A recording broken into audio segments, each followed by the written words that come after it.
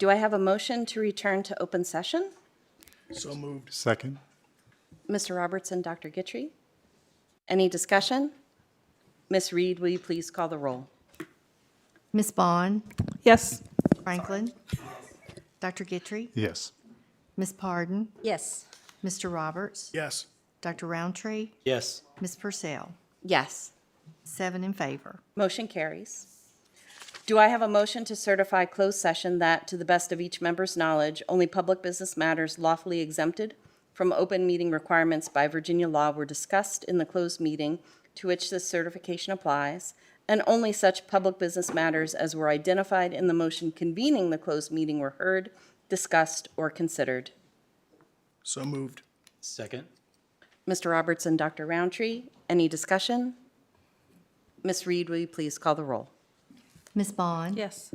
Ms. Franklin, Yes. Dr. Gitry, Yes. Ms. Pardon, Yes. Mr. Roberts, Yes. Dr. Roundtree, Yes. Ms. Purcell. Yes. 7 in favor. Motion carries. Do I have a motion to readmit student A? So moved. Second. Ms. Bond and Mr. Roberts, any discussion? Ms. Reed, will you please call the roll? Ms. Bond, Yes. Ms. Franklin, Yes. Dr. Gitry, Abstain. Abstain. Okay. Ms. Pardon, Yes. Mr. Roberts, Yes. Dr. Roundtree, Yes. Ms. Purcell. Yes. 6 in favor. Motion carries. Do I have a motion to return student B to school? So moved. Dr. Roundtree and Ms. Franklin, any discussion? Ms. Reed, will you please call the roll? Ms. Bond, Yes. Ms. Franklin, Yes. Dr. Gitry, Yes. Ms. Pardon, Yes. Mr. Roberts, Yes. Dr. Roundtree, Yes. Ms. Purcell. Yes. 7 in favor. Motion carries. Do I have a motion to exempt application 1 from compulsory attendance due to religious exemption in Montgomery County Public Schools? So moved. Second. Ms. Parton and Ms. Bond, any discussion? Ms. Reed, will you please call the roll? Ms. Bond, Yes. Ms. Franklin, No. Dr. Gitry, Abstain. Ms. Pardon, Yes. Mr. Roberts, Yes. Dr. Roundtree, No. Ms. Purcell. Yes. 4 in favor, 2 opposed. Motion carries. Do I have a motion to approve the personnel report removing candidate A as presented? So moved. Second. Mr. Roberts and Dr. Roundtree, any discussion? Ms. Reed, will you please call the roll? Ms. Bond, Yes. Ms. Franklin, No. Dr. Gitry, Abstain. Ms. Pardon, Yes. Mr. Roberts, Yes. Dr. Roundtree, Yes. Ms. Purcell. Yes. 5 in favor, 1 opposed. Motion carries.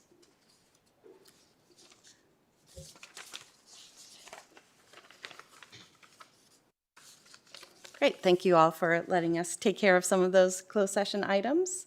Next, we have the Auburn Middle School and Christiansburg Middle School guitar students with us tonight to perform the national anthem with director Joey Ballard.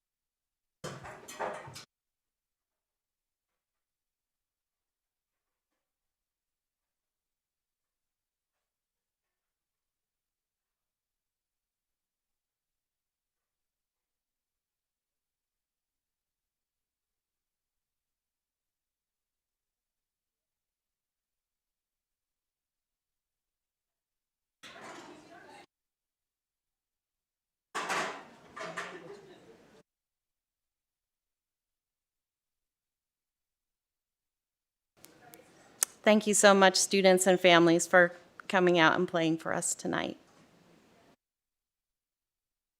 Our student representative tonight is Olivia McNulty from Blacksburg High School. Olivia, will you please read our mission and belief statement? Of course. Okay.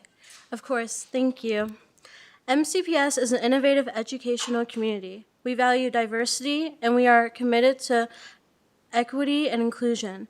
MCPS empowers learners to realize success in an ever-changing global society through collaboration with communities, families, staff, and students. MCPS provides a safe, engaging learning environment and intentional exposure to positive social, emotional, and academic experiences. Our beliefs are all students can learn in order to pursue their dreams. Schools are a safe place of joy, wonder, and creativity. Every person deserves to be loved, valued, and respected. Kindness is an essential skill of a responsible, productive community member.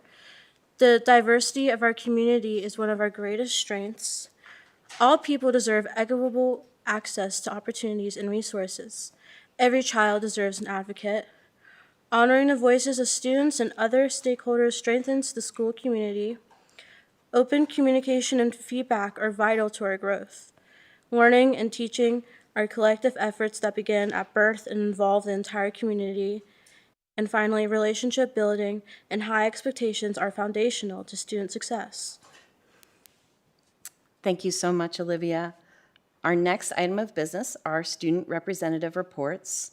Olivia, do you have a report from Blacksburg High School? Yes, ma'am, I do.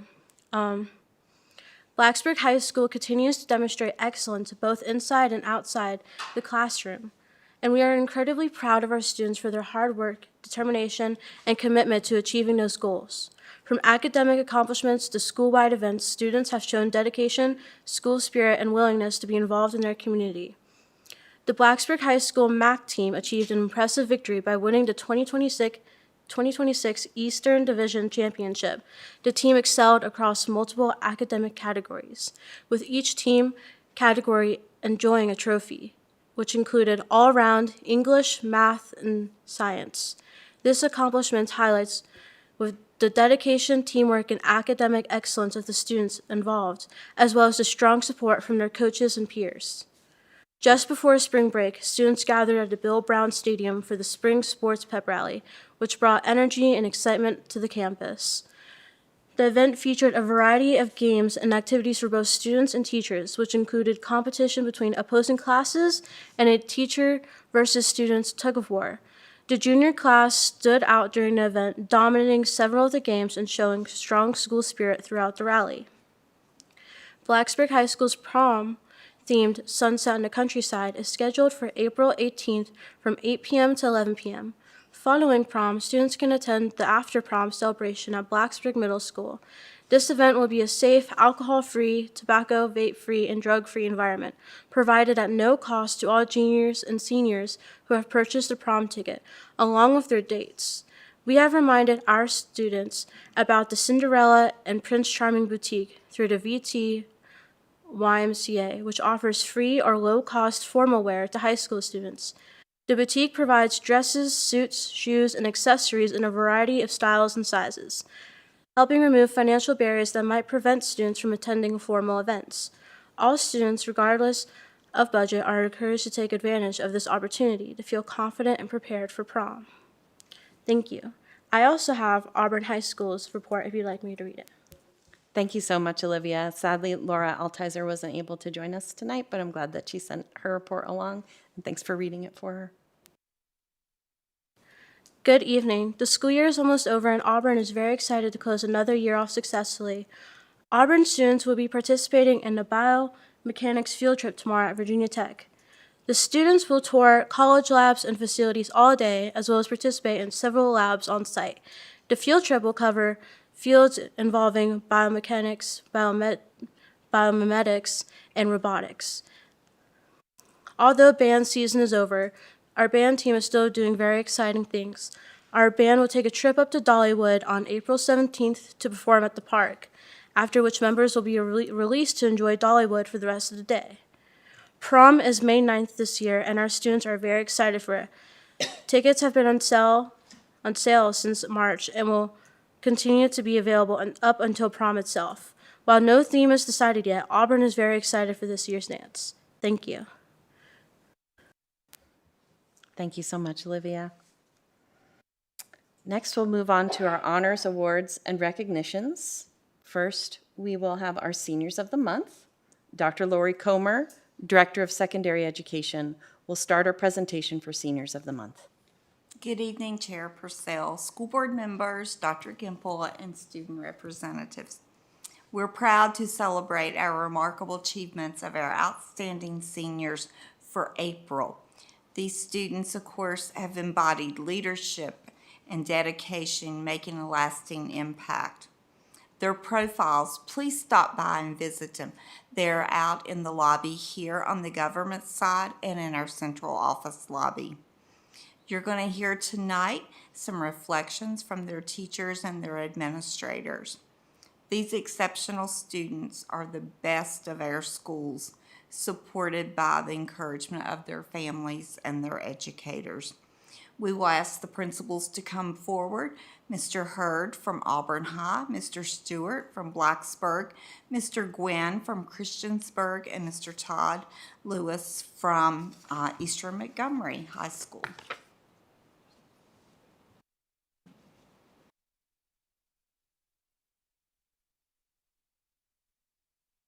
Evening. The April Senior of the Month for Auburn High School is Natalie Hicks. If I could ask Natalie and her family to join me.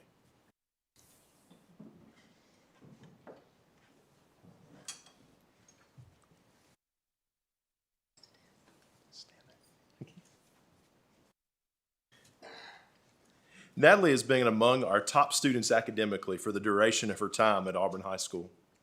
She served as an officer in many clubs, has achieved awards for excellent academic achievement, and has worked for the betterment of her community in many ways. Natalie will graduate from Auburn High School with an associate's degree and will be pharmacy technician certified with many big goals to follow. A faculty member said of her, Natalie is an incredibly strong student, evident in her academic achievements, her extracurricular activities, the leadership she demonstrates, her drive to pursue her goals, the initiative she takes, her care and compassion for others, and her ability to balance everything she does with grace and intention. Natalie's thirst for knowledge and desire to take advantage of every opportunity for experience in her field of interest have demonstrated her passion to achieve her goals. Given Natalie's incredible desire to continue becoming the best version of herself possible and her fierce focus on continuing this growth into her post-secondary studies and career, I have no doubt that she will bring life experience with a natural capability of leadership, which will enable her to be a success and an inspiration. Natalie ships out for basic training in the Army National Guard upon graduation and plans to become a combat medic. She then plans to pursue neuroscience at Virginia Tech's College of Science this fall with goals of becoming a pediatric neurologist. Congratulations, Natalie.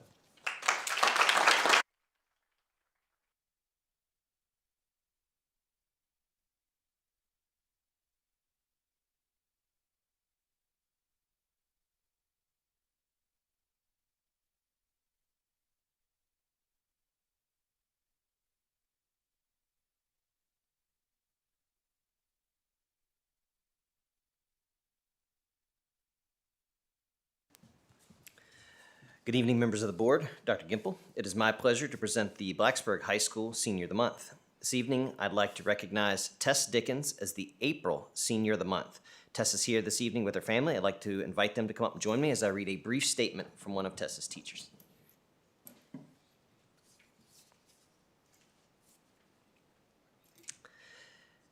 Tess exemplifies what it means to be a scholar, student athlete, leader, and role model at Blacksburg High School. As an AP/DE Calculus AB student, she demonstrated outstanding perseverance and intellectual curiosity, earning a 5 on the AP exam through disciplined study and reflective problem solving.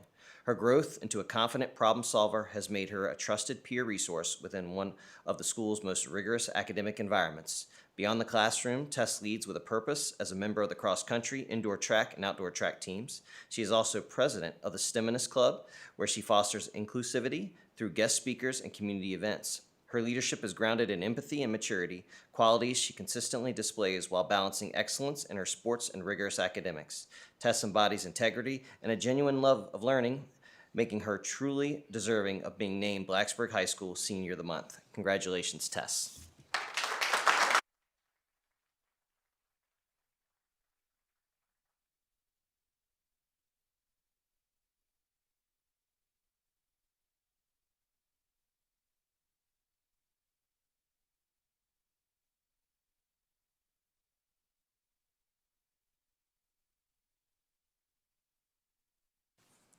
Good evening, members of the board, Dr. Gimple, and our student rep. It is my pleasure to introduce the April Senior of the Month for Christiansburg High School as Miss Piper Shamliss. Could Piper and her family please come forward at this time?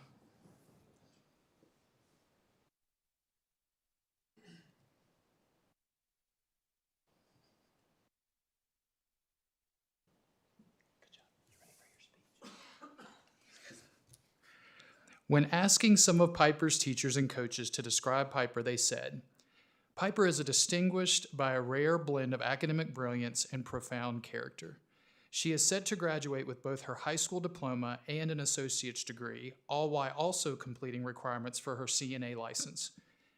Beyond the classroom, Piper is a versatile leader, being a member of the CHS state champion softball team, a 3-time all-region competition cheerleader, and the president of Morgan's Message. Her teacher in the nurse aid program praised her for her unwavering professionalism, noting that she approaches every patient with genuine empathy and a commitment to quality care.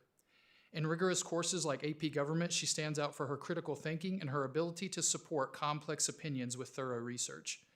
What truly sets Piper apart, however, is her quiet confidence and the integrity she brings to every challenge. She is known for meeting obstacles head-on with grace and a trademark "I got this" attitude that inspires her peers and coaches alike. Whether she is volunteering in the community or leading her classmates, she does so with a humility that never seeks the spotlight. Her unique sense of humor and ability to find positives in heavy situations make her a grounding force within the student body.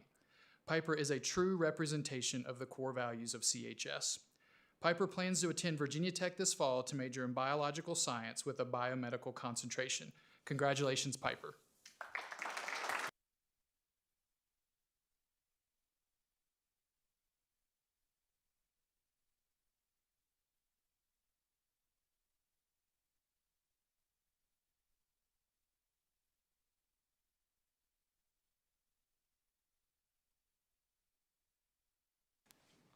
Good evening, members of the school board and Dr. Gimple.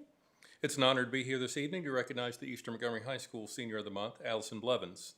Allison is here with her family tonight, and I ask that they come forward at this time.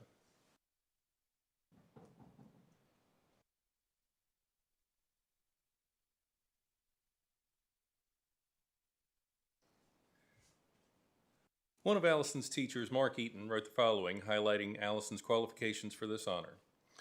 Whether Allison Blevins is building projects in robotics and manufacturing or creating artwork in drawing class, she enjoys making and designing.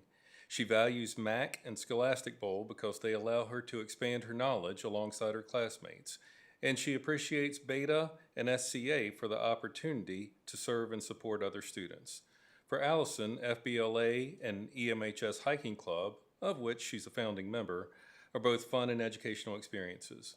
In fact, everything that she's been involved in throughout her high school career shows that she is committed to leadership, learning, and service.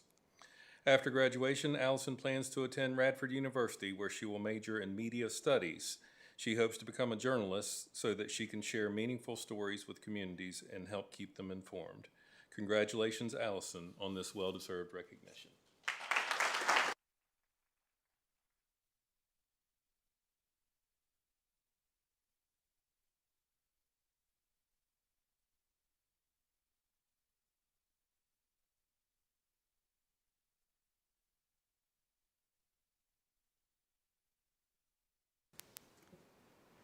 Next, we'd like to recognize our VHSL Winter 2025-2026 state champions.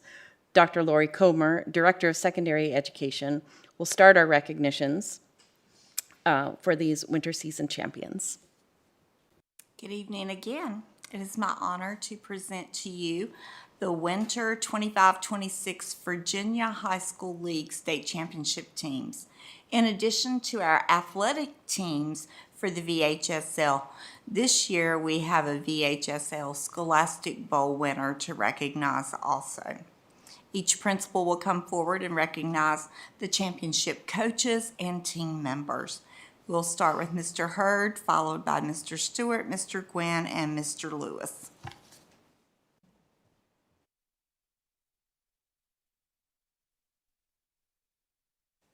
If all members of the Auburn boys and girls track team could join me, and coaches.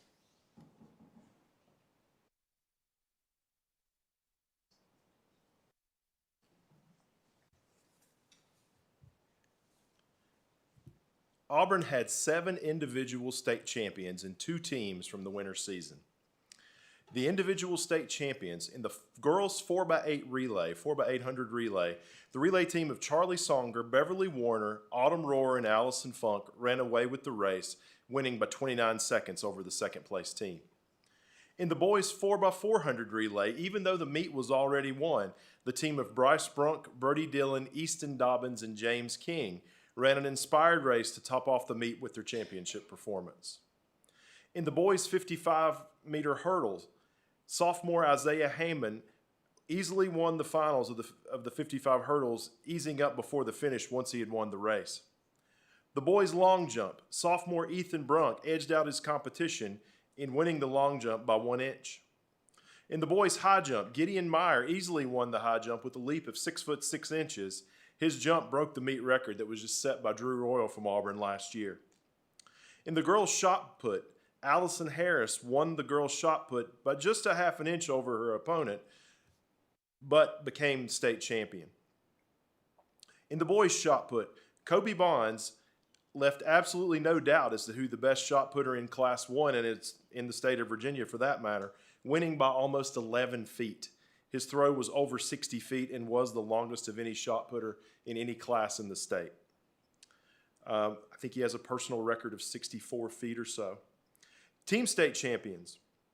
The girls indoor track and field team, in the second year of Class 1 indoor track and field, Auburn successfully defended their title with a 21-point victory over Brunswick High School. Riding a 46-point effort from the distance group, the team put together the points necessary for the win. The boys indoor track and field team left little doubt from the outset that they were going to win the Class 1 championship. When the dust had settled after winning 5 of the 14 events outright, the Eagles totaled 132 points, the highest total for boys or girls team in any classification since 2015. Their margin of victory was 77 points. Congratulations to the Auburn indoor track and field teams.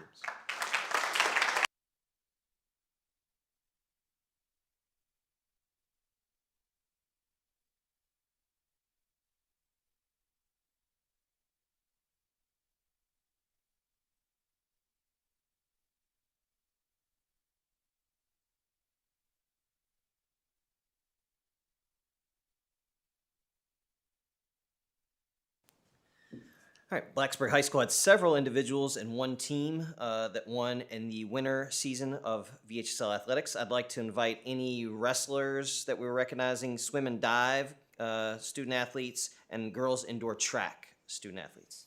Come on up.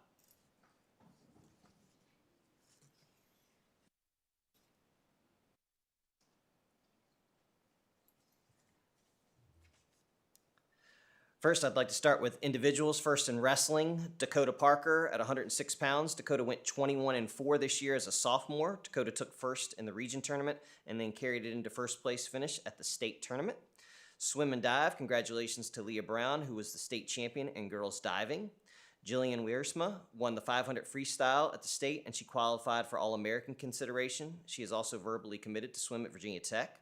Congratulations to Soren Anderson for winning the state diving championship for the boys' side. He plans to attend Virginia Tech in the fall. Cameron Roy won the 200 freestyle and qualified for All-American consideration. He's still undecided about college. On the girls indoor track side, individual winners. First, the 4x8 girls relay, which consisted of Penny Griggs, Lola Olson, Harper Olson, and Tess Dickens. The women 4x8 relay broke the state meet record, which has stood for over a decade. The women's 4x4 relay also won with Lily Ballou, Lena Tyhurst, Karis Kruskus, and Tess Dickens. Tess Dickens is the only senior on these relays and is committed to run cross country at track at Appalachian State University. And then finally, the team, girls indoor track team, were state champions for the second year in a row. This makes 6 straight state championships for the girls team. They've won the 2024 outdoor track, 2024 cross country, 2025 indoor track, 2025 outdoor track, 2025 cross country, and now 2026 indoor track. Congratulations.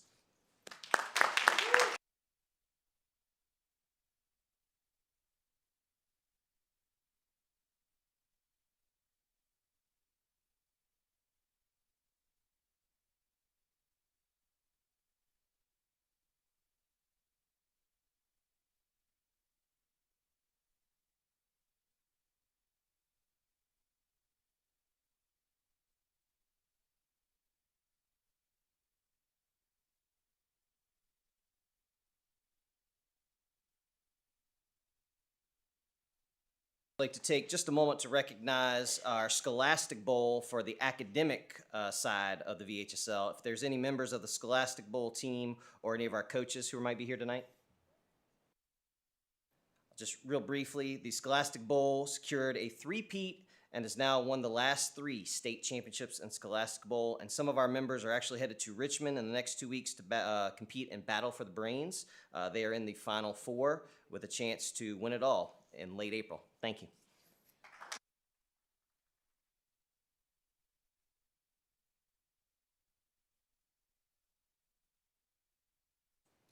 At this time, could I have our state champion swim and divers and wrestlers please come forward at this time, please?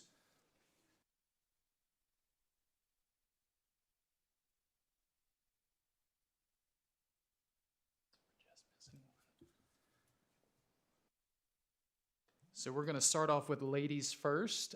So first we have Miss Lainey Alderman, who is a state champion swimmer in the 100 breaststroke and also school record holder.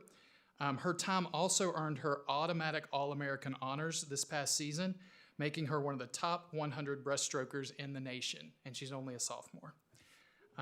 Congratulations, Lainey.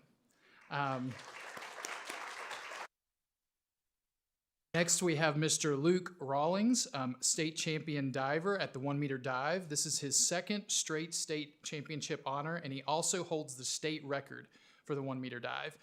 He also earned All-American honors last year and is in contention again this year and plans to continue his career at Virginia Tech diving. Congratulations, Luke.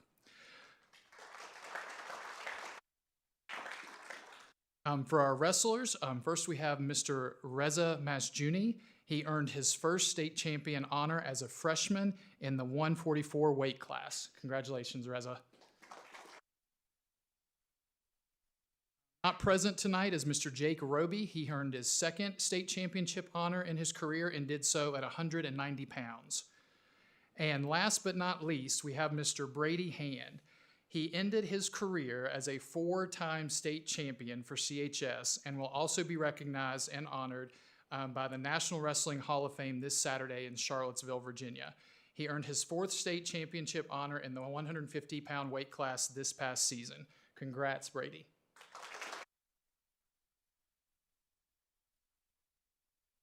And I also just want to congratulate their coaches, Miss Amy Burrell, Mr. Hunter Bolin, and Coach Hart, for all their efforts to help these young athletes get to where they were. So thank you to them as well.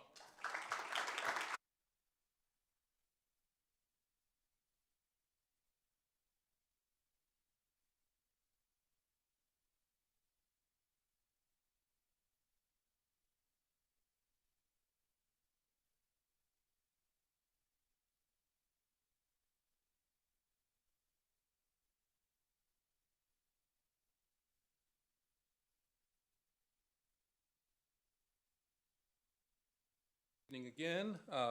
EMHS has one individual state champion in indoor track. Would Grayson Welcher please come forward?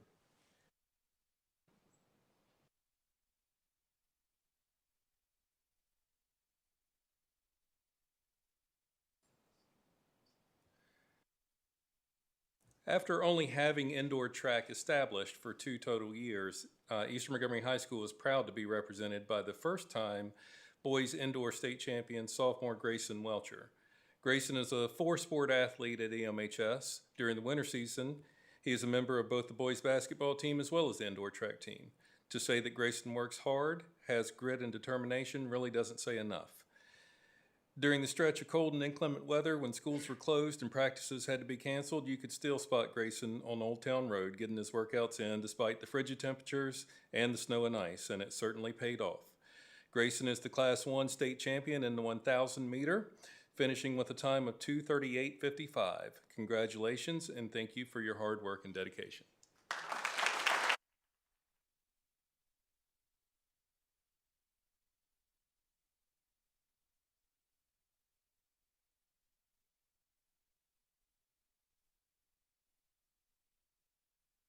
It's really incredible to be able to honor every single high school for having state champions and all kinds of activities. I'm super impressed, and thank you all. Thank you, kids and coaches, teachers, and families for supporting them and giving them the opportunity to do these kinds of things. Moving on, our next honor is for Mr. Jonathan Marie, Blacksburg High School French teacher, who was named the Virginia Department of Education Region 6 Teacher of the Year. Mr. Marie will be traveling to Richmond for a chance to be named the State Teacher of the Year. Dr. Amanda Widener, Interim Assistant Superintendent, will begin our recognition for the Virginia Department of Education Region 6 Teacher of the Year.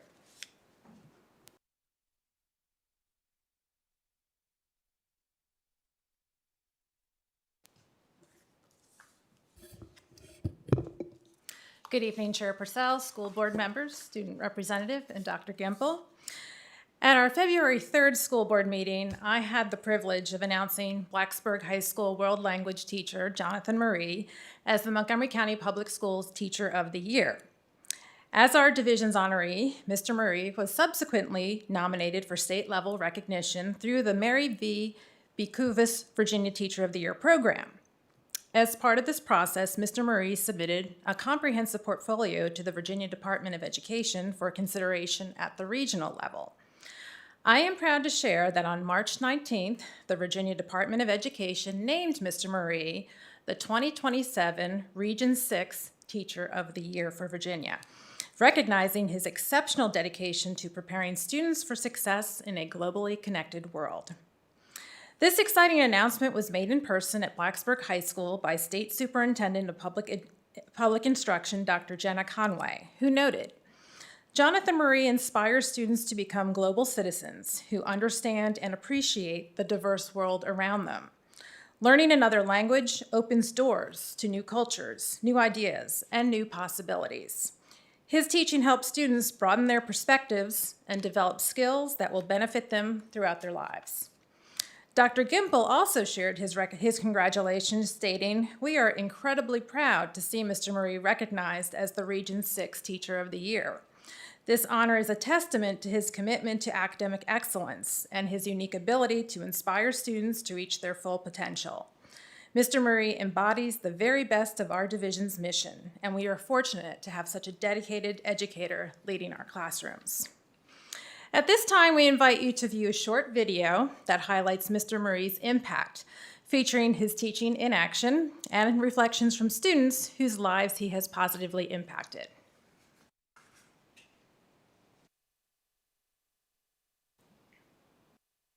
Bonjour Andrew, ça va bien?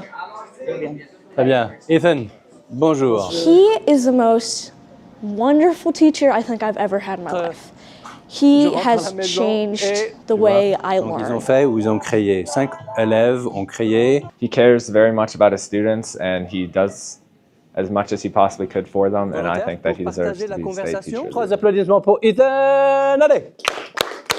I've never met a teacher like him in all of my years of being a student. Voilà, ok. Merci beaucoup. Applaudissez. He's always been, I think, the most energetic teacher I've ever had.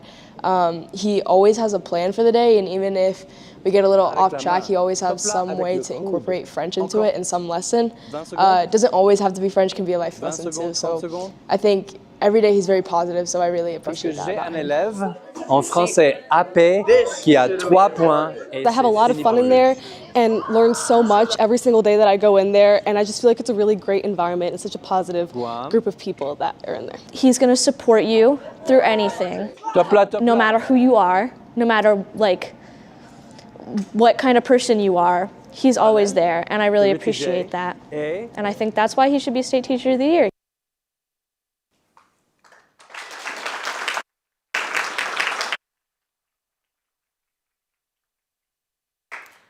Mr. Murray will now represent Region 6 in the statewide Virginia Teacher of the Year selection process. As part of this next phase, he will travel to Richmond in May, where he will participate in interviews as a candidate for Virginia Teacher of the Year, and he will be recognized at the Governor's Mansion. We extend our very best wishes to Mr. Murray as he continues in this process, and we are confident that he will continue to represent our school division and our region with excellence. At this time, I would like to invite Mr. Murray and his family to come forward so we may recognize him once again.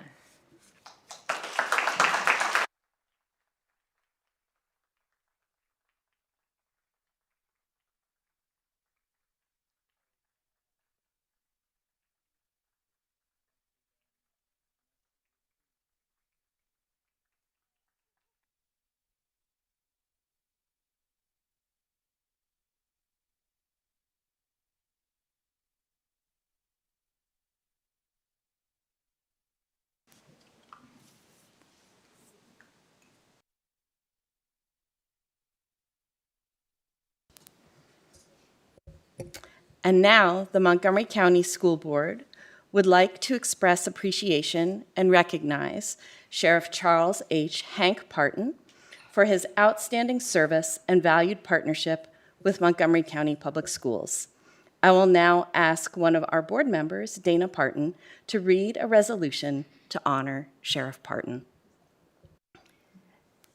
First off, I would like to thank Superintendent Dr. Gimple, Chair Purcell, and my fellow board members for allowing me, with humility and honor, to now read a resolution to honor Sheriff Charles H. Hank Parton and to thank him for his years of service and partnership with our schools. Whereas Sheriff Charles H. Hank Parton has faithfully served the citizens of Montgomery County, Virginia with honor, integrity, and unwavering dedication. Whereas throughout their distinguished career, Sheriff Parton has demonstrated a steadfast commitment to public safety, the rule of law, and the well-being of all residents, including the students and staff of Montgomery County Public Schools. And whereas Sheriff Parton has been a valued partner to Montgomery County Public Schools, working collaboratively to ensure safe and secure learning environments, supporting school resource officers, and fostering positive relationships between law enforcement and the school community. And whereas Sheriff Parton has exemplified professionalism, leadership, and compassion, earning the respect and gratitude of colleagues, educators, students, and the broader community. And whereas the Montgomery County School Board recognizes and deeply appreciates Sheriff Parton's many contributions to the safety, success, and well-being of our schools and community. Now, therefore, may it be resolved that the Montgomery County School Board does hereby express its sincere appreciation to Sheriff Charles H. Hank Parton for their outstanding dedication and service, and be it further resolved that the school board extends its best wishes to Sheriff Parton for a well-deserved retirement with health, happiness, and continued success. And be it further resolved that a copy of this resolution be presented to Sheriff Charles H. Hank Parton as a token of the school board's gratitude and respect adopted this day, 7th day of April, 2026, by the Montgomery County School Board.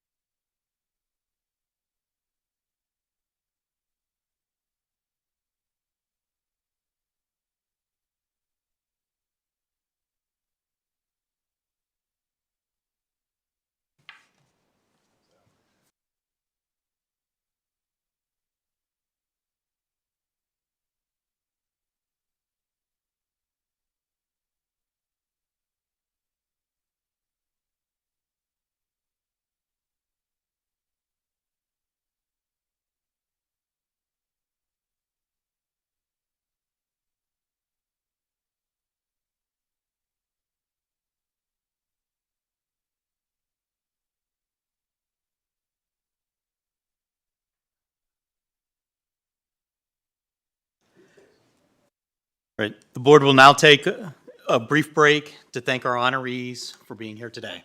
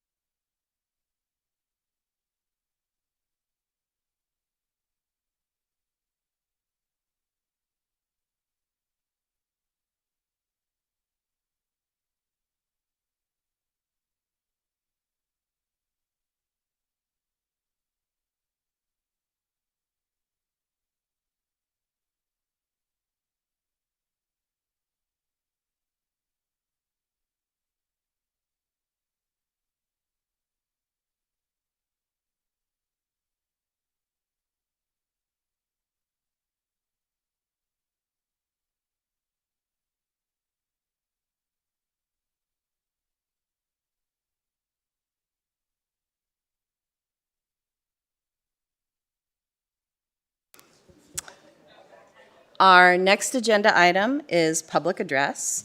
We welcome the opportunity to hear from students, parents, employees, and community members about education matters in this community. As a reminder, the board sets aside 30 minutes to start our public address. We have the option to extend in 30-minute increments, which Ms. Reed will remind us of. If there are additional speakers after 90 minutes, the board will continue their business meeting and hold one additional 30-minute session at the end of the business meeting. The clock continues through applause and disruptions. The more disruptions there are, the fewer speakers who get to address the board. I will call each speaker up by name in the order they signed up. Each speaker will have 3 minutes to address the board. The board does not respond to speakers during public address. The screens will show when the speaker has 30 seconds remaining and when time is up. Please state your name and the area of the county in which you live. Our first speaker tonight is Christopher Simpson.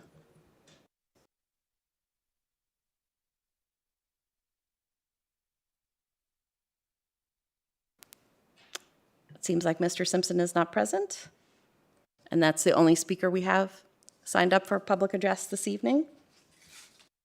So we'll move on to our next agenda item.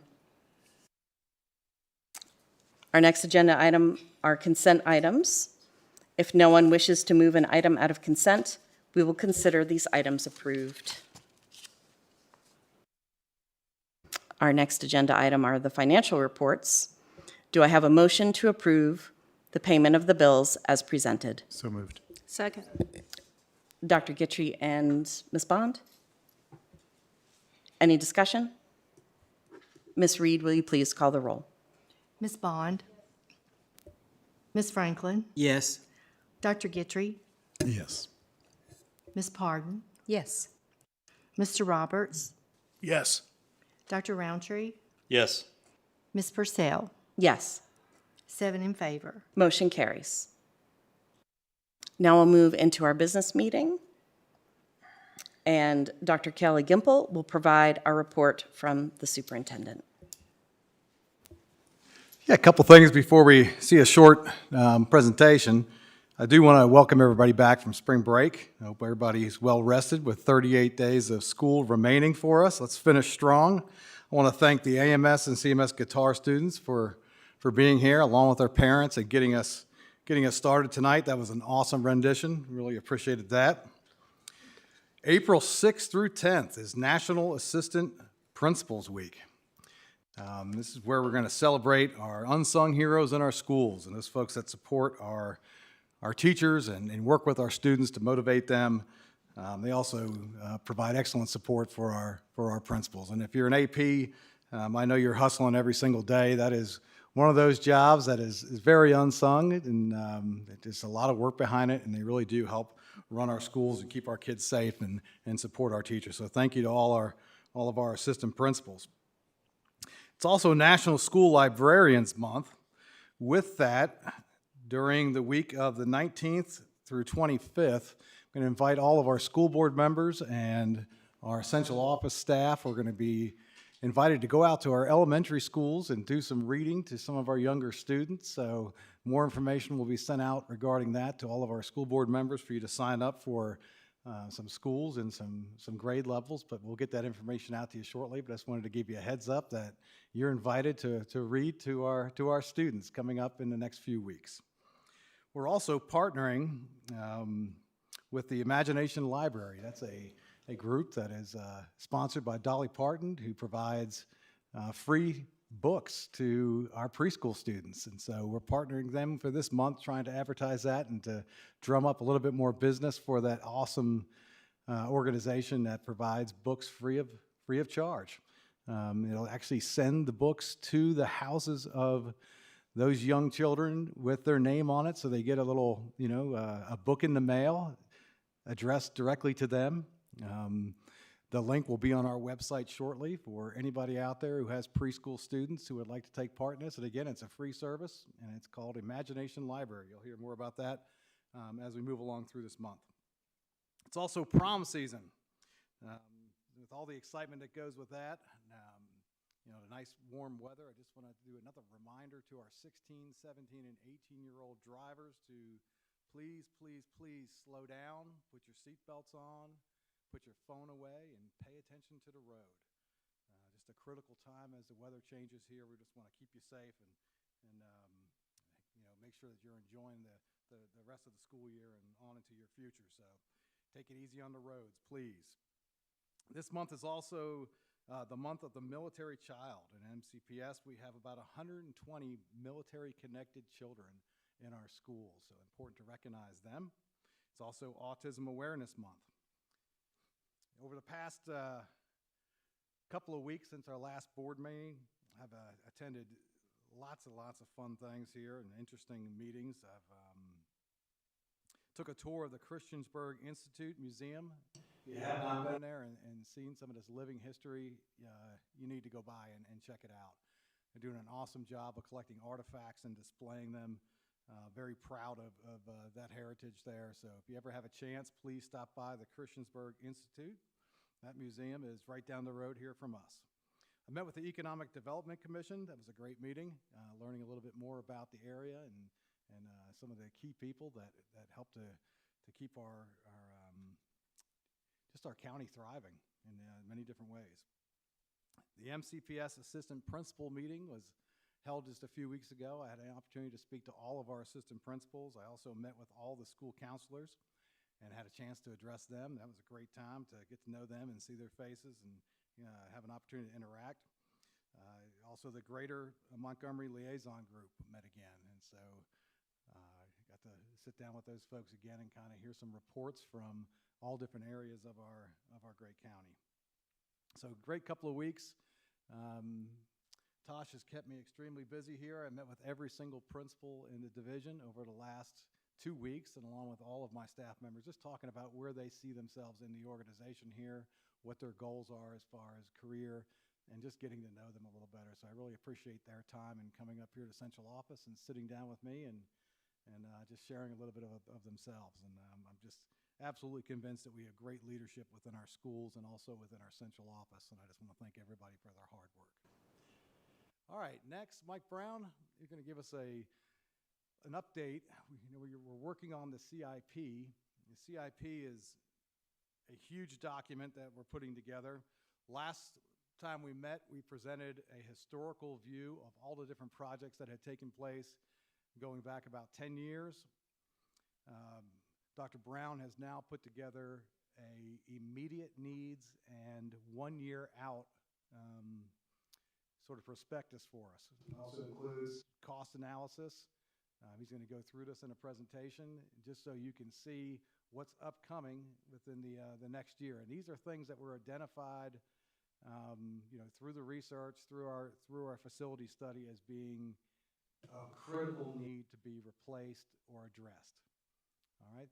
The rest of the CIP, the long-range plan, Dr. Brown's going to be working with a committee on that. He'll be talking about that here a little bit later, but that's going to take a little bit longer because that group will be going through the entire 900-page document and putting that into an order of operations for us. But we did want to pull the critical needs that need to be taken care of this next month, next couple months, and also within the next year, so you would have some context going forward. Dr. Brown.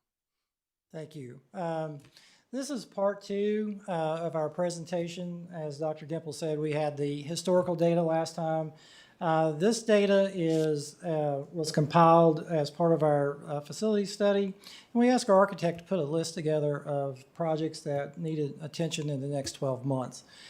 We took that information and we gave it a scale rank of 1 to 10, 1 being minimally important and 10 being, it needed to be addressed as soon as possible within the next 12 months.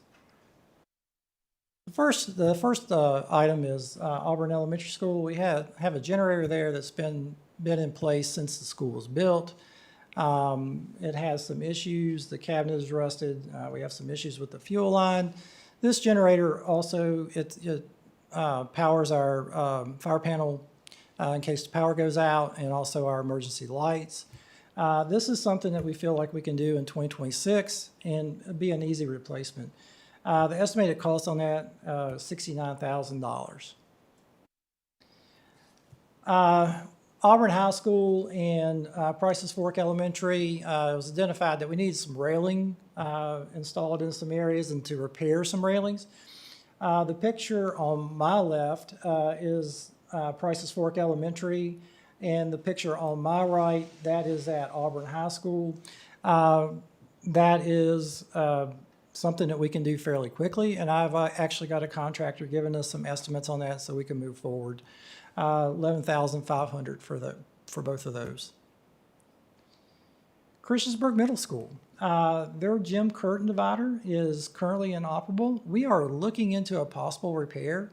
Don't know if that's possible, but we won't look at it first. If it's not able to repair it, then we'll replace it. We possibly could do that this summer of 2026, and our architect has estimated that at around $28,750. And the curtain, if you'll look at the picture, if you can see that, is the blue line going across. And that is an important part for our gym classes, to be able to divide up and have 2 classes in there at the same time. Okay. Christiansburg and Eastern Montgomery High School, the tennis courts, these pictures do not show the extent of the condition of both of these courts. This is a safety issue. Facilities did try to do some repairs this year to the ones at Christiansburg High School, but they are temporary repairs. Basically, both courts need to be replaced, completely replaced. It will require some design work. The earliest with that, and where we're at in the year, the earliest we could probably start work on that is summer of 2027. Of course, that would be after the tennis season. And you see the estimated cost there, $535,200 at Christiansburg and $598,000 at Eastern Montgomery. Eastern Montgomery High School has some toilet partitions that we need to replace. You can see they're original to the building, and they need some attention.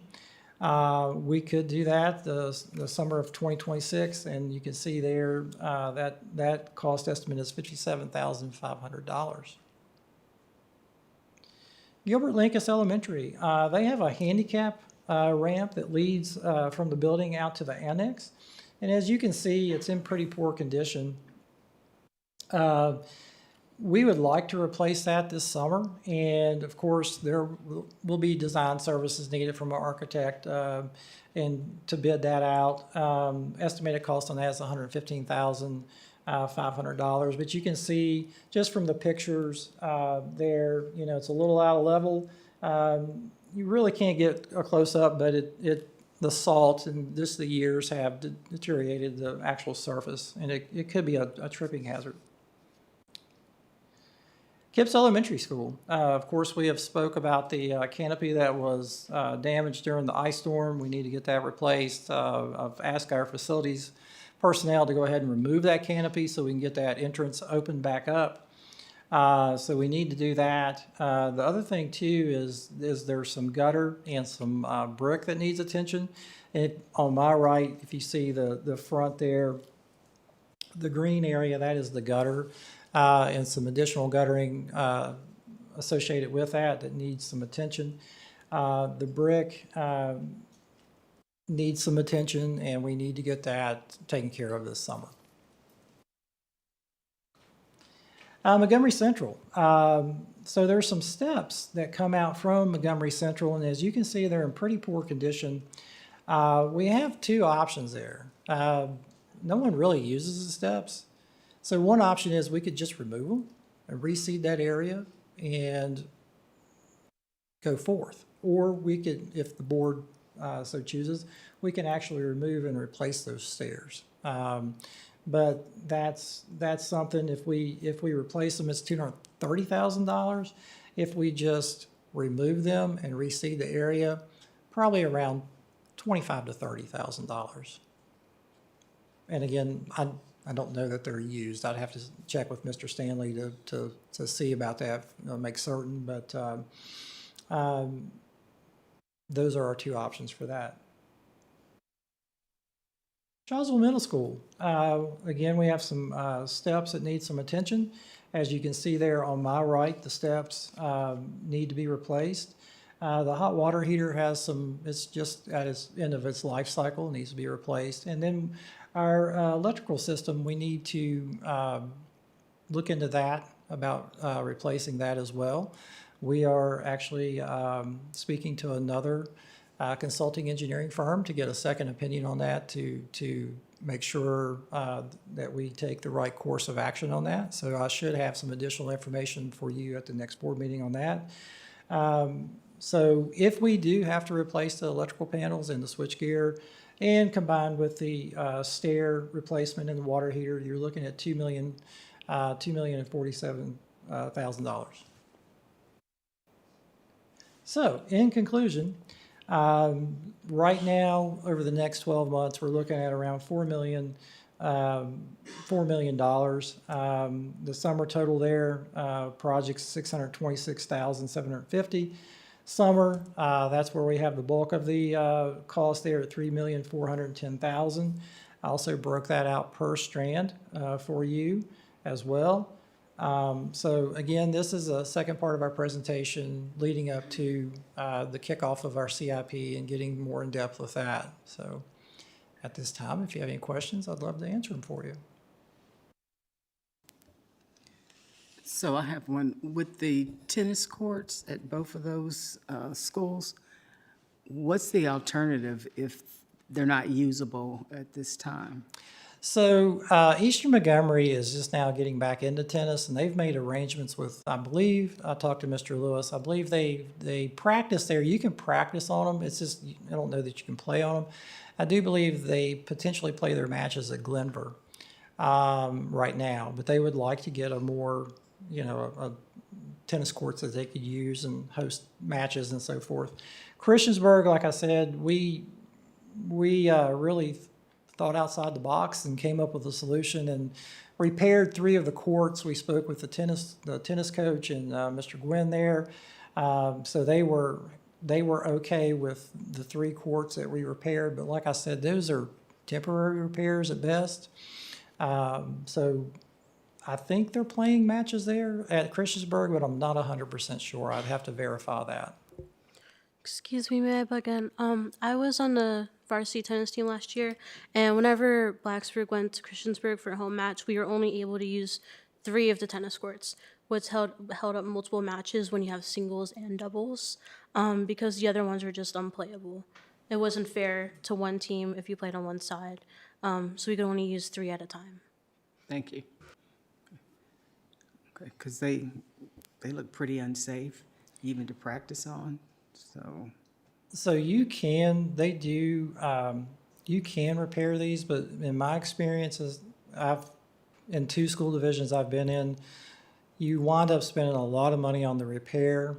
And the division I came from formerly, we repaired them, put the leveling compound on, and it cracked within the first month. So we spent a considerable amount of money to repair something.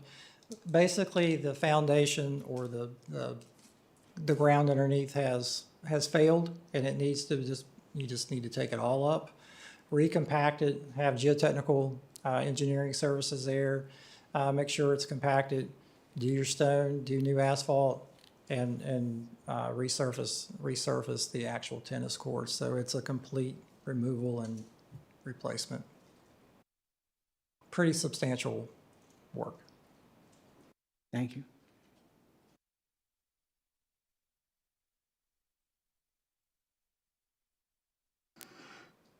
Are there any other questions for Dr. Brown? I have just a couple of quick questions. So I know you want to get started on some of the work for this summer. For our benefit, also for the public, where do the funds come for this work, in particular for the work that's coming in 2026 or projected? It would come from the interest money off of Christiansburg High School, and then also our capital outlay funds as well. Okay. So the facility study, when is that going to be? I know that it's 900 pages.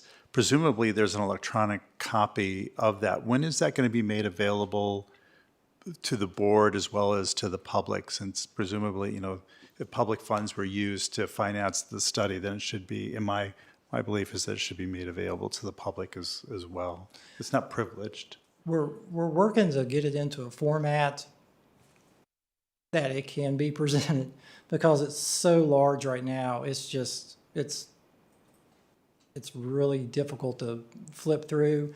I'm Yeah. working with the architect to see if we can break it down by strand, just to see how we can present it and not have it be aggravating of trying to, wait 5 minutes for it to open up or this, that.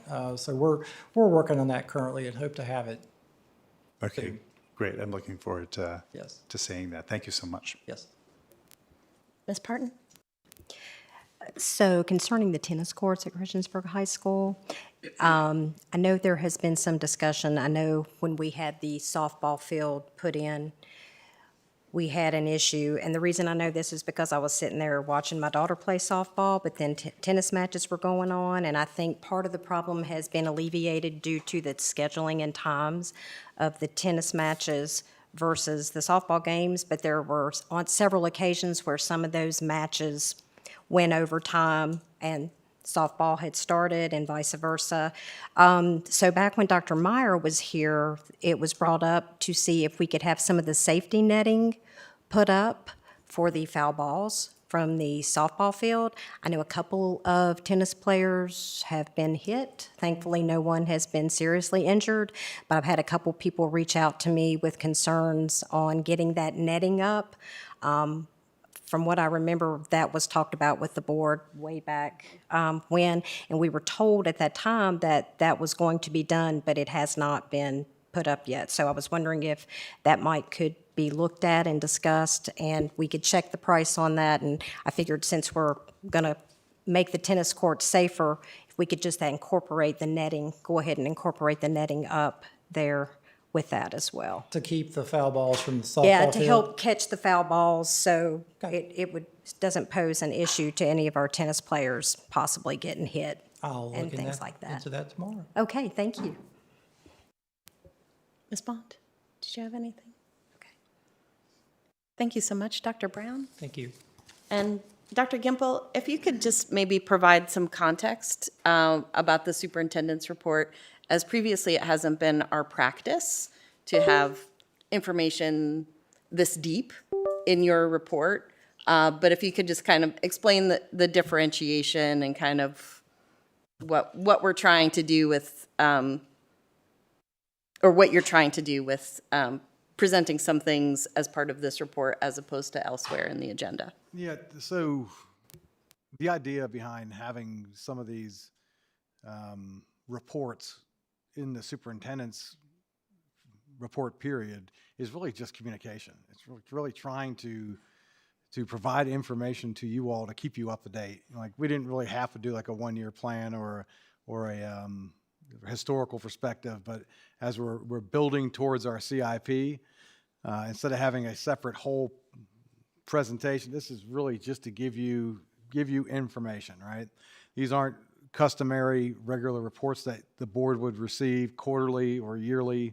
These are more just, I could either verbalize it, or in some cases I'll ask staff to compile a report just to make sure you all and the public are informed of what's going on, to just be more communicative. That's really the idea, and I think it's better to have Dr. Brown presenting this information, since he's the one who's really dealing with it and researching it for us, just like it would be if I was, having a presentation with you about anything financial. I'd probably have Angie Bland up here just to inform you. But it's not the in-depth formal presentations. These are more just informative short reports just to keep you all posted on an ongoing basis. Sometimes it's stuff I overhear you guys talking about, and so I'm going to do a report on that next time. Sometimes it's things I pick up through emails from the public where they might have questions. Good reason for us to do a report, right? But it's not necessarily the larger scope presentations that you'll get later on. Yeah, I appreciate that. Communication is always good, but for information especially with these kind of figures, I would like to have this information before a board meeting so I'm able to process and ask questions about things beforehand. This is a lot. So I would just appreciate it before the meeting.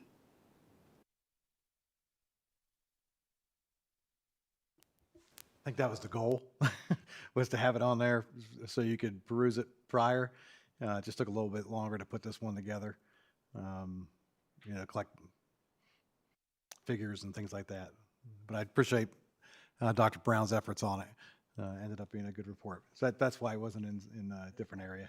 But I understand what you're saying. We're trying to do every effort we can to get these things into the agenda so that all of you can read them ahead of time, ask questions to the team, and then we make a presentation for everybody to sort of get the knowledge. So at some other point, you'll be coming back to us to make decisions on like the stairs at Montgomery Central and things like that, or how's this going to work? Yeah, the presentation you saw tonight was really those critical needs that were identified as safety issues, right? That's kind of dominated these particular items, and so those are the kind of things we need to get rolling on pretty quick. All right, that's why we wanted to make sure at least you got the heads up on those things now, even though there's some of them going all the way out to next summer, right? I would include the tennis courts in that, right? I think that's a safety issue. We've got to get those things fixed. I don't know that PE teachers are happy taking their kids out there or whatever, but or using them at all right now. But those kinds of things like the railing that you saw, we've got to get that stuff addressed like now, So Dr. Brown's kind of put this in an order of things to be addressed. He does have some money right now to do that with through his own department, and some of these things will be, like we said, through the interest.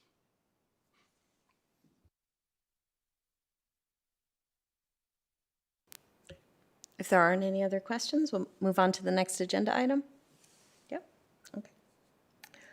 Our next agenda item is strengthening career and technical education for the 21st Century Act, Perkins 5 grant application. This is a first read. The administration will present a summary of the 2026-2027 Strengthening Career and Technical Education for the 21st Century Act grant application. This grant will be presented again at the April 21st, 2026 board meeting for approval. Megan Atkinson, Administrator of CTE and Business Partnerships, is available for questions if needed. Thank you. Madam Chairwoman, members of the board, Dr. Gimple.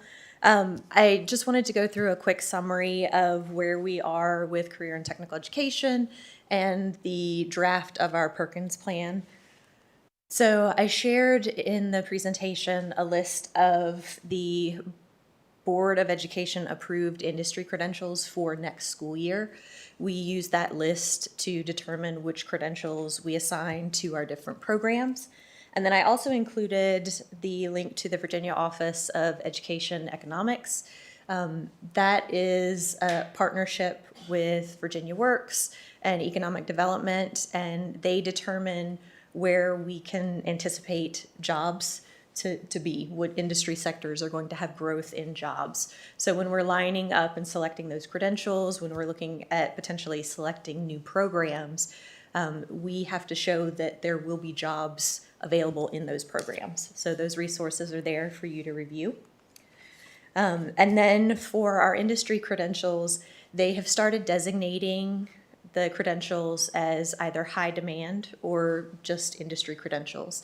And I've noted that the industry credentials that we offer, anything that's highlighted in that bright green, is considered a high demand industry credential. So the credentials line up with potential job growth in our community.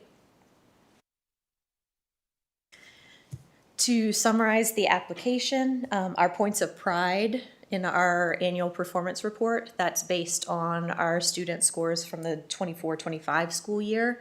Our points of pride are our four-year graduation rate, academic proficiency in math, post-program placement, and technical skills attainment. So we are at or above the standards that the state sets for our CTE students with those measures. Some areas for growth. Academic proficiency in English, we were very close, less than 2% from that indicator, and we improved from the previous year. So we're making growth there. Our non-traditional program concentration, that is based on genders of students and the career paths that are traditionally gendered. So, for example, construction is traditionally a male-dominated field. So we're measured on non-traditional program placement there. We allow students to select the career or the CTE program of their choice.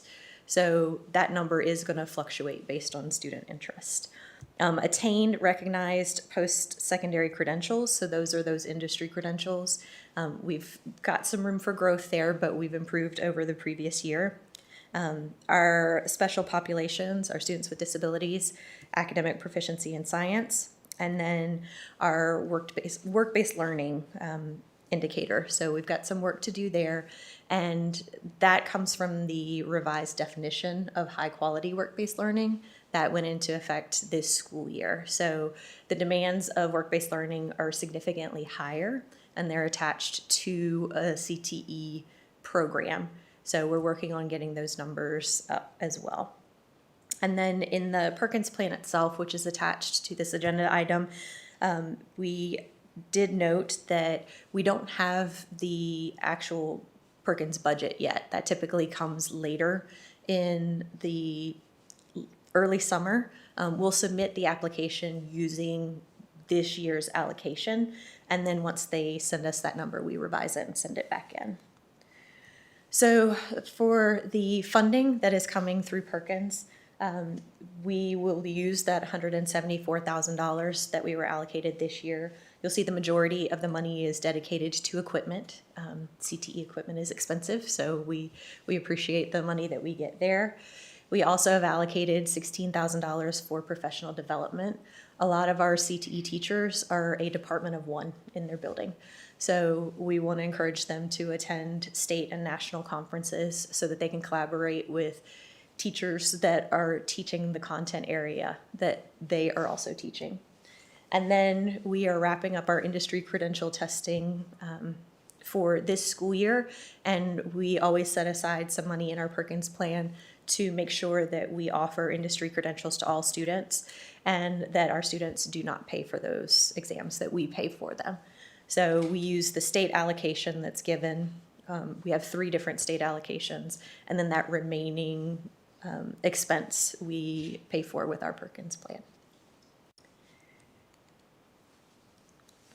So that's the information I have. I am available for questions if there are any at this point. I know it's a first read and the document's pretty long, so, but I'm happy to answer any questions that you guys may have.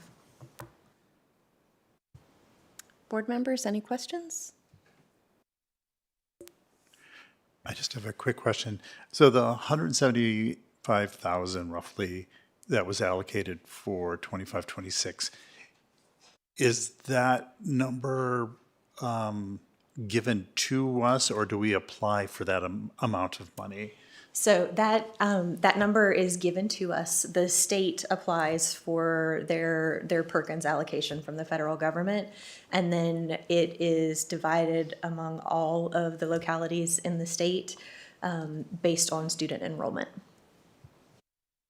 Okay, so if we increase our offerings in CTE, that would have to just come from our regular operating budget and not from an ask for an increase in the Perkins. Like, that's a given amount and we just have to work with whatever we're allocated. That's correct. Okay, great. Thank you so much. Sure. Other board members? Olivia, do you have a question? That's perfectly fine. Thank you so much, Ms. Atkinson, for being here tonight.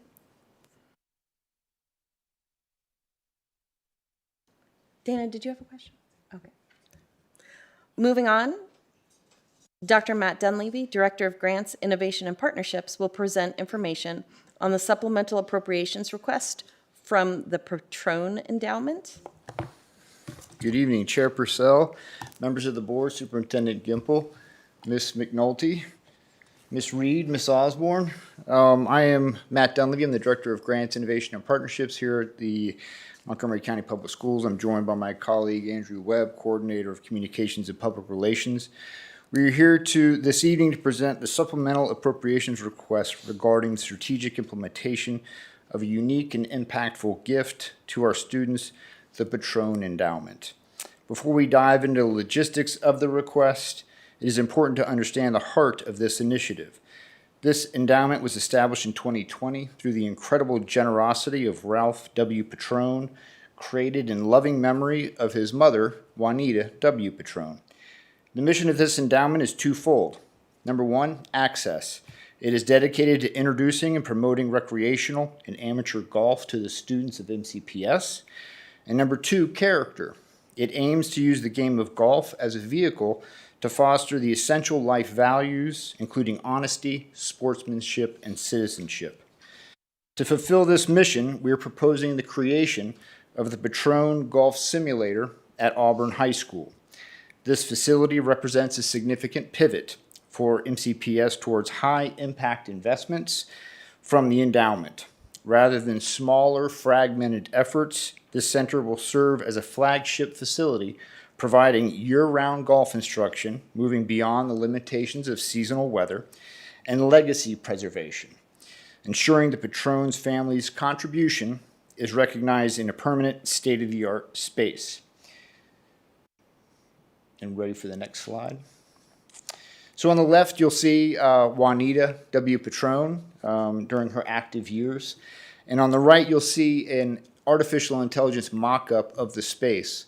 We've been working closely with Dr. Brown as well as Mr. Ratcliffe and others in the division to look at the space at Auburn High School, make sure it's ready for the construction and installation.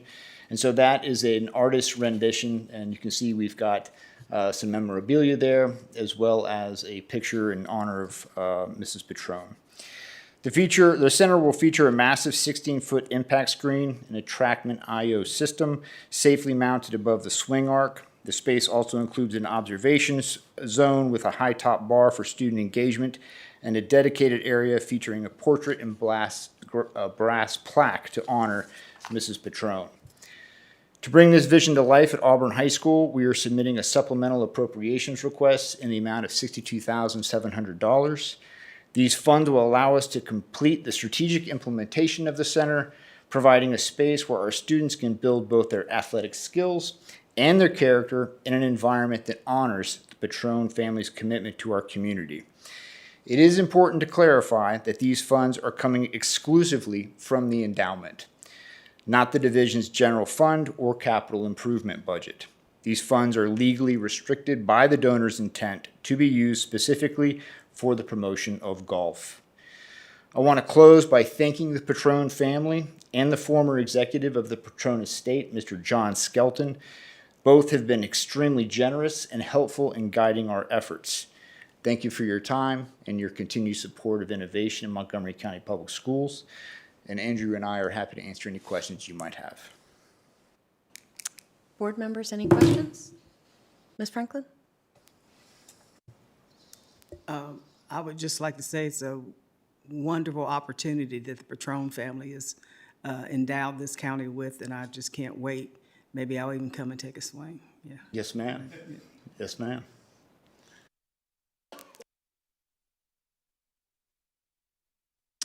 Well, we do plan on having a ribbon cutting ceremony, and we're going to invite Mr. John Skelton as well as the surviving members of the Patron family, of course, the board, as well as Superintendent Gimple and the rest of the leadership team will be invited. And Mr. David Hurd, the principal of Auburn High School, is also, we're working closely with him as well as the principals at Auburn Middle School and Auburn Elementary School, which are all within walking distance of the high school. So that we can make this as accessible as possible to as many kids as possible. And this is the first stage of a multi-stage process. And so we're now looking at sites for the next simulator.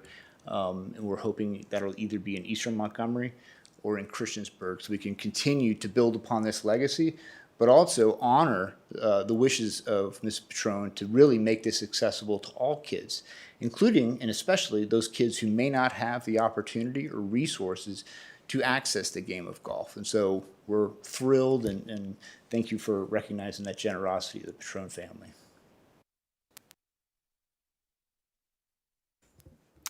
I was just going to make a comment that I remember the night that they had bestowed that gift on to us and how wonderful it was. And but I did have some questions. That was quite a few years ago. Yes, So ma'am. have we used any of the funding up to this point? Because I know I have had golf teams kind of say, where is that funding that we were kind of supposed to be getting? And so I was just curious if what amount had we used? What did we do with it? Things like that. So. Yes, ma'am. That's a great question. So we've used approximately $125,000 of the gift. The original gift was $1 million. Per the agreement that was signed in 2020, we are allowed to use basically the interest off of that gift each year, which is 4 to 5%, depending upon the year. There is a one-time clause where we're also enabled to dip into $100,000 of the gift. We have not done that yet. But to answer your question more directly, about $125,000 was used prior to this year. During this year, we've used approximately $70,000, and that's been managed under previous leadership. And Dr. Lori Comer took over the management under Dr. Lois Graham's direction last year, and she's done an outstanding job of putting a steering committee together, which includes Andrew and myself.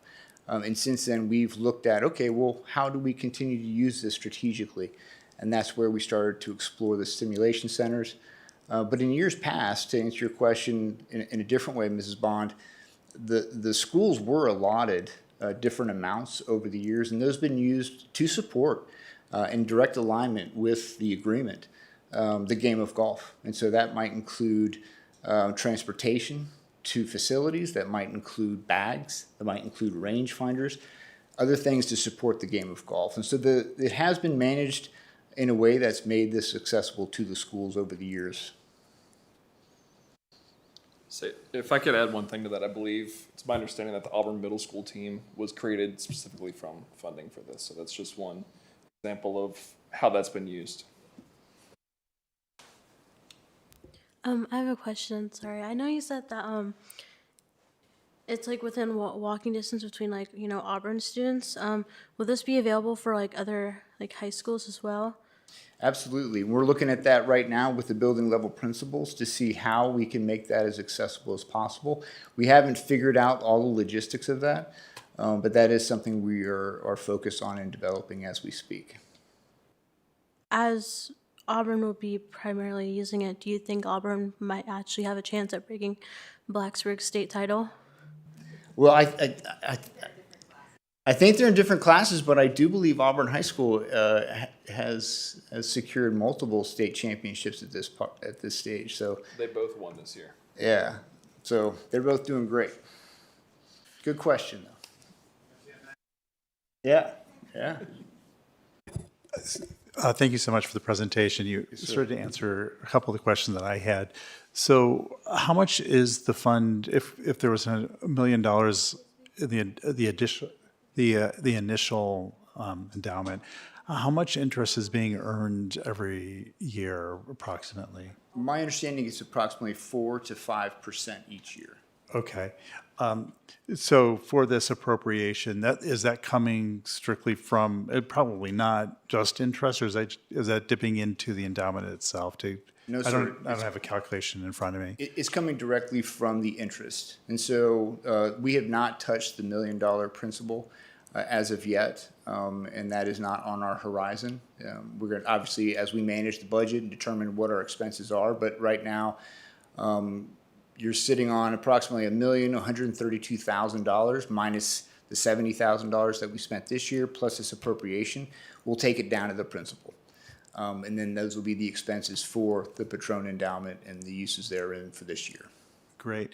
And the only other thing that does come to mind to me is that I know there are discussions about the MCPS website.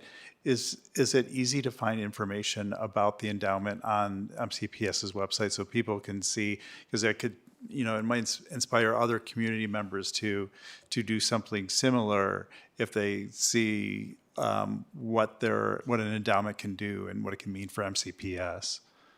Absolutely. We really wanted to show off this gift and why it was important and what impact it has. So if you take a look at our homepage, there's the sliding pictures. It's got a purple background, shows like the Juanita Patron Foundation endowment. There's a link to click more, takes you right to a landing page, has a whole process of what we spent the money on in the past, some photos, we plan to do in the future, as well as detailing this project at Auburn High School.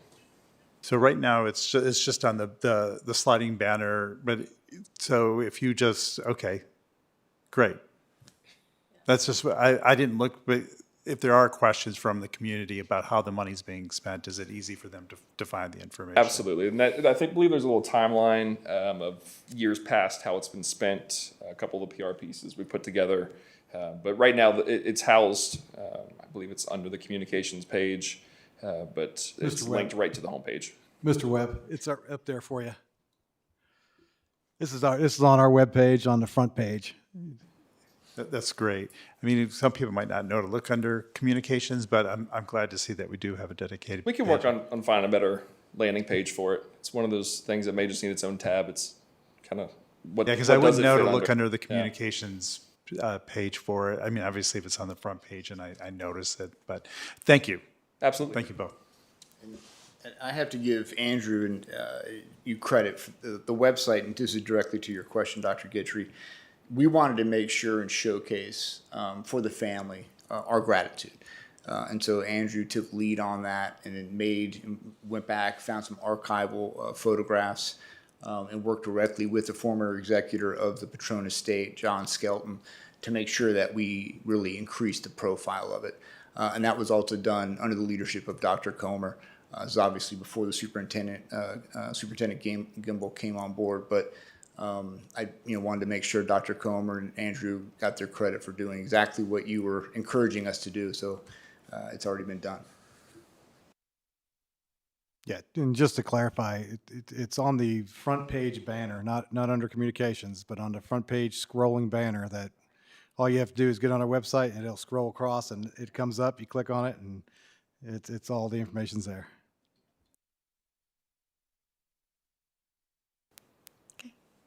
Any other questions? Just thank you for the presentation and highlighting the generosity of the Patron family to highlighting golf in Southwest Virginia. Thanks. Absolutely. Thank you for your leadership and support. We appreciate it. Thank you, Dr. Dunleavy and Mr. Webb. So now I would like to ask for a motion to authorize a supplemental appropriation to the 2025-2026 school board operating budget in the amount of $62,700. So moved. Ms. Franklin and Ms. Bond. Any discussion? Ms. Reed, will you please call the roll? Ms. Bond, Yes. Ms. Franklin, Yes. Dr. Guidry, Yes. Ms. Pardon, Yes. Mr. Roberts, Yes. Dr. Roundtree, Yes. Ms. Purcell. Yes. 7 in favor. Motion carries. Moving on, our next item on the agenda is related to the special election happening on April 21st.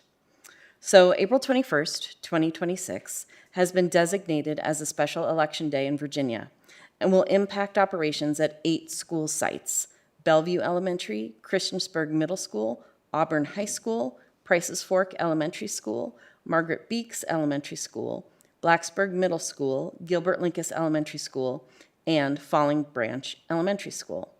Dr. Amanda Widener, Interim Assistant Superintendent, will provide operational options for the school board's consideration regarding the status of schools on this date. Thank you, Dr. Widener.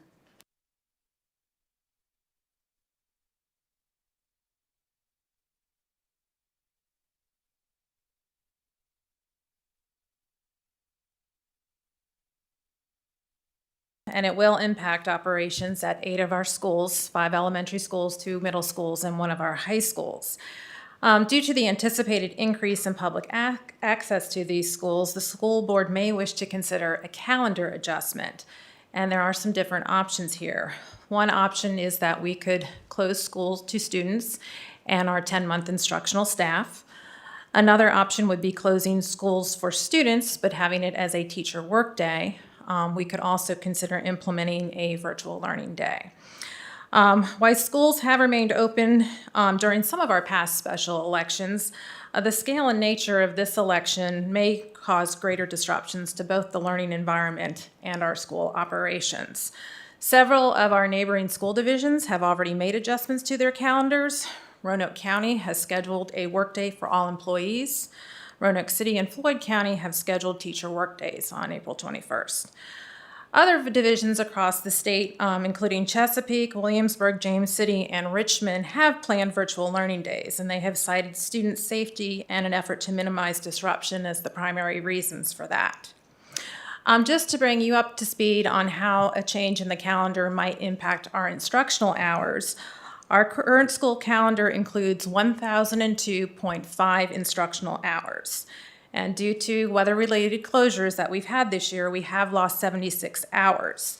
If we were to close schools on April 21st, not a virtual learning day, but if we were to close schools to students, that would reduce our total instructional hours to 996.5 hours, which is just above the state minimum requirement of 990 hours. A virtual learning day, keep in mind, would preserve our instructional hours. We recently did a survey of our staff members just to get feedback and input on their on their perspectives regarding April 21st. And 69% of those who responded, first of all, we had 898 staff members who took the survey and responded. 69% indicated a strong or significant anticipated impact on student safety and or the learning environment. And consequently, 61% of those believe that keeping schools open would be the least preferred option on April 21st. The following preference trends were also indicated in the survey. 44% of those who completed the survey have a preference for closing schools to students and instructional staff. However, 36% would prefer a teacher workday, and 43% ranked the teacher workday as the second preference. 19% of our staff said they would prefer a virtual learning day. However, 31% also ranked that as their least preferred option. Staff were asked to identify what were the key factors in their response, and overwhelmingly, the main reason is student and security concerns. 86% of staff cited safety and security concerns as the main thing that influenced their perspective on how they responded. 64% noted traffic and parking disruptions, and 46% were concerned about instructional time and the continuity of learning. So the predominant concern expressed in the survey is student safety and security, particularly related to public access to school buildings during the school day. Some operational challenges were noted, including the use of school spaces, which can potentially disrupt learning, and also traffic congestion and parking limitations.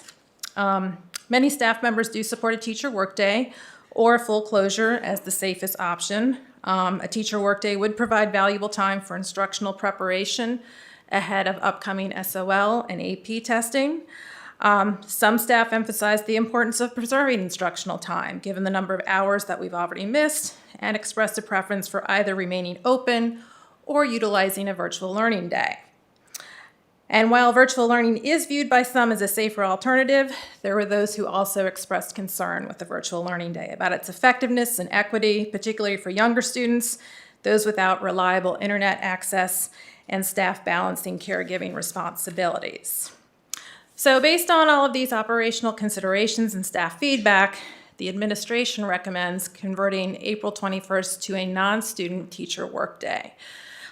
This would require board action, so I'm happy to answer any questions you may have as you consider whether to take action on changing the calendar for April 21st. Board members, any questions? We would probably want to take action tonight, considering our next meeting is on April 21st.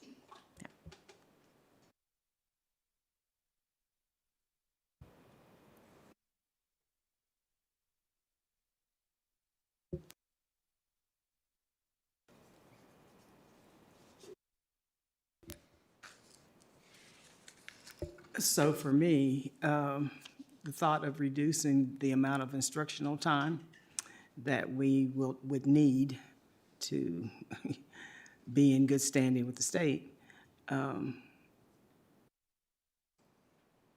because this is the time of year where we still could have issues with weather. And as our climate has changed in our area, flooding has become a big issue in the springtime with rain and things. So I know virtual is not the optimum option, but it still gives us some wiggle room in case we end up having to close schools for some reason. So for me, it would be to make it a virtual day.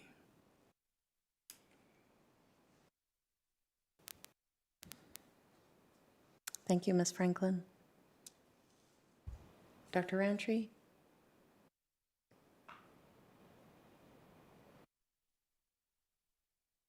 Yeah, keeping our number of instructional hours up is, I think, beneficial for our students, and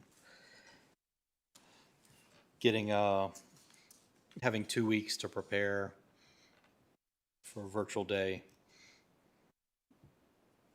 while not ample time, is longer than we've had in the previous times with weather-related closures. Virtual days are never the optimal instructional method, but they're this time of year, I think they're, and with our previous closures, they're better than just closing. Mr. Roberts, are you ready with any remarks? I think we ought to close the schools. I understand that instructional time is an issue, but the value I think students get from online instruction is negligible at best. I'm also hearing that sounds like staff would prefer that we close them as well. So I would be on board for closing the schools on the 21st.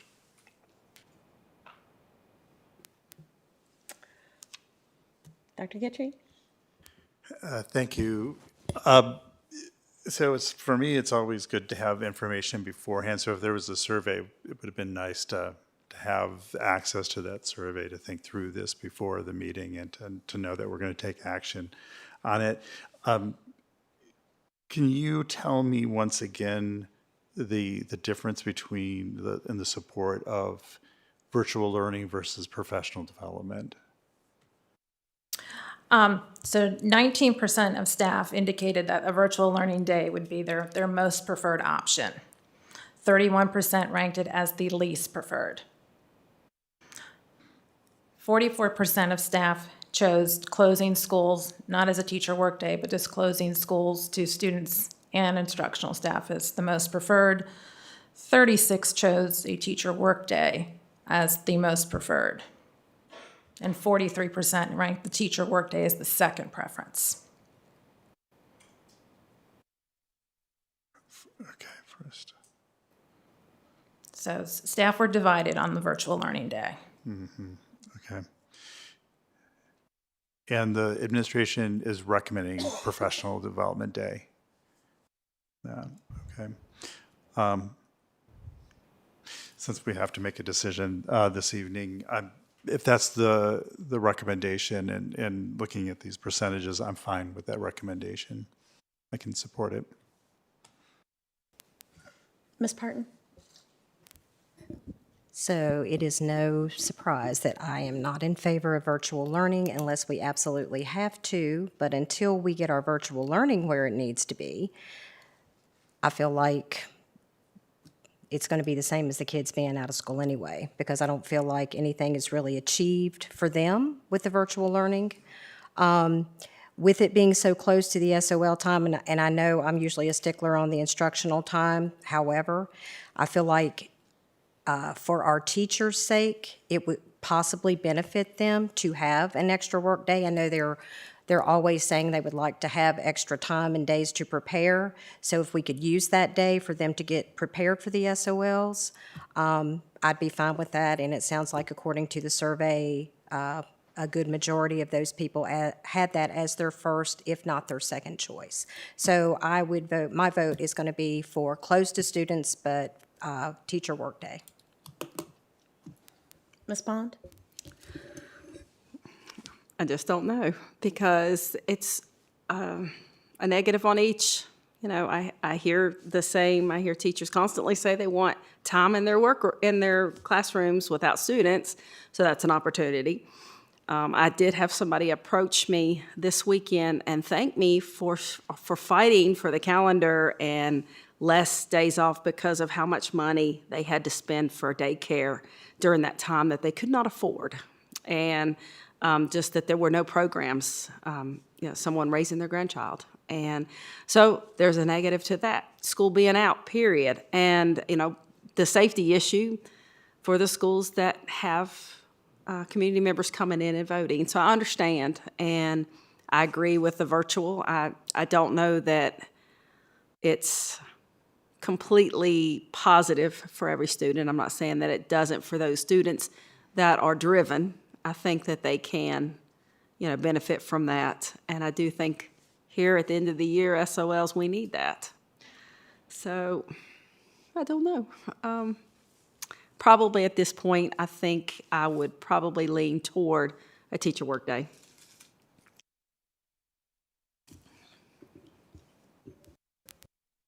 Olivia, do you have any thoughts? In my opinion, I feel like the beginning of May is when the majority of the AP exams take place, and I feel that having a day off for students not only would give them ease of mind, have a day to relax, reset, maybe study on a specific class for their AP exam they need to do, and having a teacher workday will also, will help prepare the teachers for what they need to, since it's such an important time of the year for the AP exam or SOLs, I feel like giving them a chance to plan would help. I feel like having like a virtual day is only just going to stress out the teacher and the students as well, especially for students who have multiple classes. So I feel like it'd really help educationally for students in higher classes or that have big exams coming up. Thank you for sharing your perspective. I do have a quick question. When we had obtained virtual learning, I don't know that I remember exactly the hours that are required as a virtual learning day. Is it a full day or is it a shorter day? And just asking in the sense of, can you do a half day, a early release sort of day on a virtual day, or do you have to do the whole day, or is it a 5-hour day considered? I can't remember what happened there. So the state has not prescribed a set number of hours. It doesn't have to be synchronous learning. It can be asynchronous learning, where it does require us to take attendance for students. It does require us to provide meals that students or their families can pick up. So in terms of the number of hours, we do have a lot of discretion in how we structure it. It could be structured as an asynchronous day where students have to go in and submit their attendance somehow, and then have access, typically it's through Google Classroom, to assignments or resources that are shared by their teachers.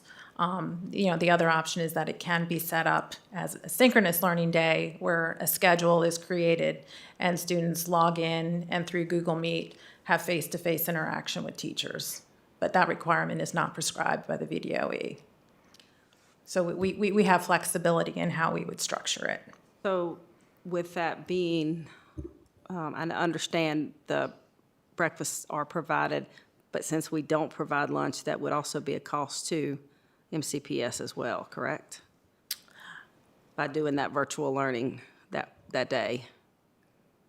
Well, I believe And lunches have to be provided. the lunches have to be provided. But again, we do qualify for some reimbursements for a certain amount of lunches that we provide. And are those lunches delivered, kind They're- of like we did in the summer school program, or did they have to come to the school to provide it? Parents would have to come to the schools to pick them up. Okay. So it's an option, basically. If they want to come and get it, it's there, but. They don't have to they come don't get have them, to. but yes, we have to provide the ability for them to come and pick up lunches, meals, yes.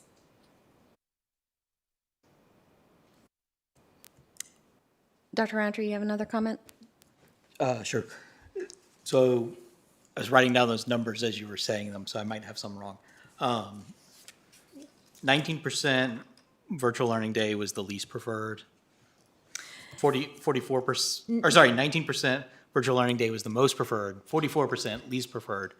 The other 37%, that was their second option, They actually had 4 options on the survey, so the options were close schools to students and instructional staff, teacher workday, virtual learning day, or just leave schools open.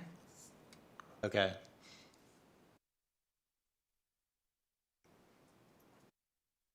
Yeah, thank you. So if my count is still correct, I think closing schools to students with a teacher workday, Mr. Roberts, Dr. Guitry, Ms. Parton, and Ms. Bond, you were all in support of that. I know that the division was making some plans to make virtual learning a little more robust than it has been in the past, and I think this could potentially be a good opportunity to pilot that. However, I'm happy to vote with the majority of the board. If someone would like to make a motion to amend the calendar to make April 21st a teacher workday and closed to students, unless there's more discussion. I have a question, sorry. So for one of the virtual days, because we're on an AB schedule, there was a couple of days where we had it where all of our classes had to post material and work, and then there was another day where it was only, if it was a B day, then only B day classes posted. So if we were to have virtual, like a virtual learning day, April 21st, would it be all 8 classes? Or would it just be that assigned B or A day? It would be whatever that day is scheduled to be. So if that day is currently scheduled as an A day, it would be your A day classes.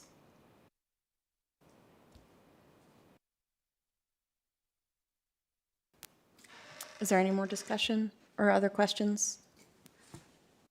Move to close schools on April 21st with the teacher workday.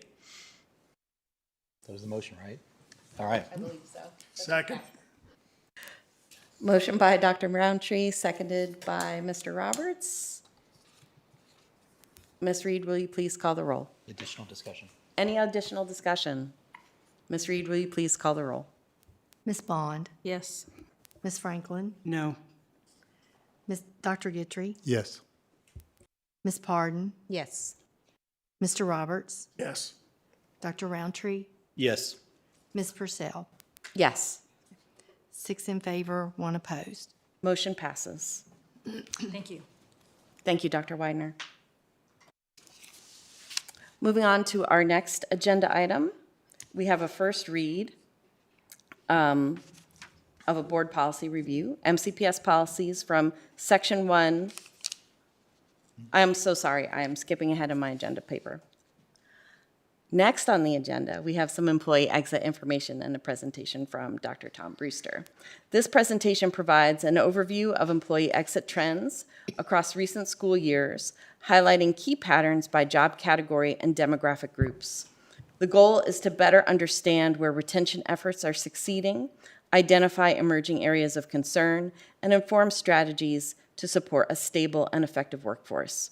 Dr. Tom Brewster, Acting Director of Human Resources, will present an update on exit data, information, and trends. And this is informational only. Thank you, Dr. Brewster, and apologies. Madam Chair, members of the board, Dr. Gempel. Today or this evening, I want to provide you with a presentation, and the purpose of that presentation is to look at exit patterns and vacancy rates for the school divisions. Now, I do want to distinguish the difference between exit rates and vacancy rates. Exit rates refer to employees leaving the school division. That could be through retirement, that could be moving to another school division, another locality, or exiting Montgomery County Public Schools, the education profession altogether. So it's a variety of reasons why teachers and employees leave.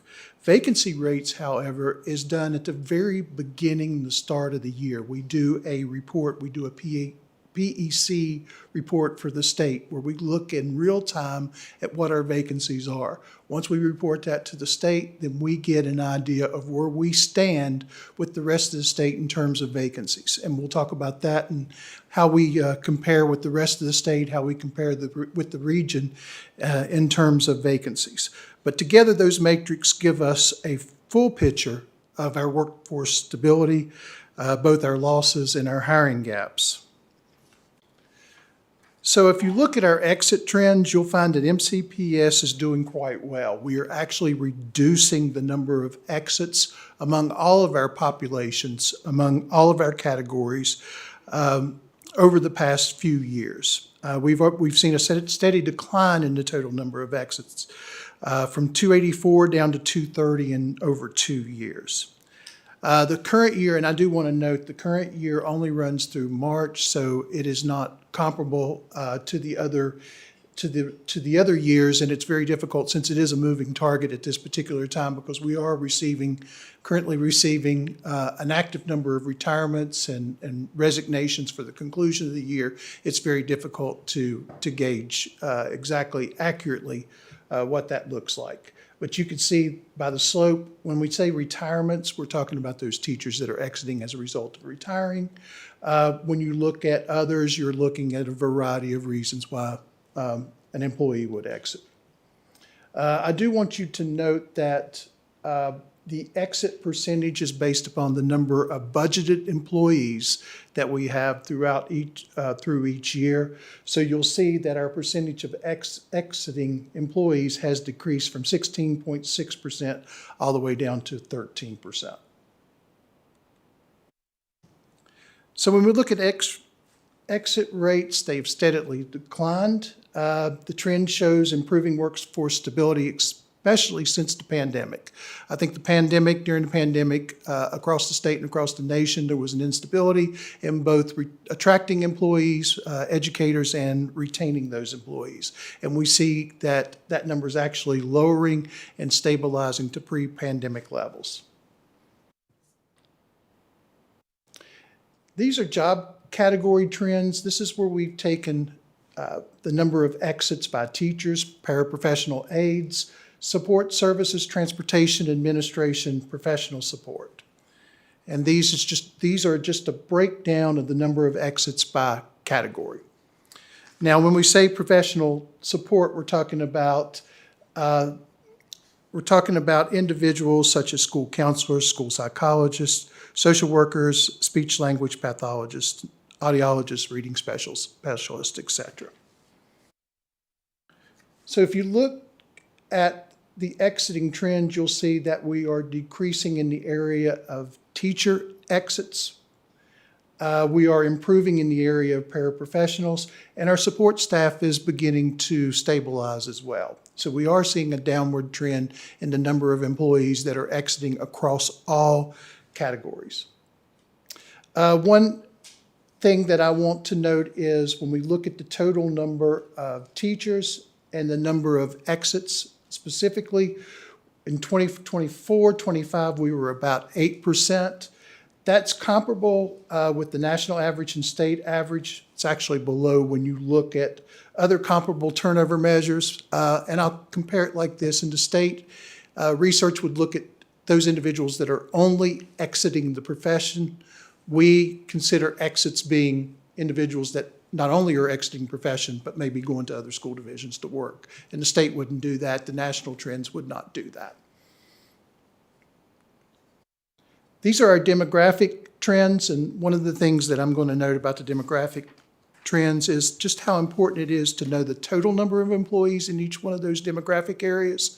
And I think that's something that we need to come back to the board with at the end of the school year. I think we need to revisit this as soon as this year is over with to see how we compared with the past few years, but we also need to have some kind of idea of the total number of employees. So exactly what percentage of white employees, black employees, Hispanic employees are actually exiting. That's important than just looking at the numbers. So when we look at reasons, we don't have the reasons for an employee exit unless they provide us with those reasons. We have an exit survey, we have a resignation retirement form where they identify the reasons that they're leaving. We also have exit surveys, but something that we can improve upon certainly and that's one of the recommendations that you'll see at the end of the presentation, is not only soliciting from employees why they're leaving, but also taking that data and putting it in a way, organizing it in a way that provides the board with information on how we can drill down and improve employee retention by addressing those reasons that they're leaving. Many of the reasons that's listed here with certified staff and classified staff are also validated by the JLARC report, the RAND report, the Virginia Department of Education reports on exits, and MCPS data. All say the same thing. Sometimes it's supervisory workload issues, particularly with special education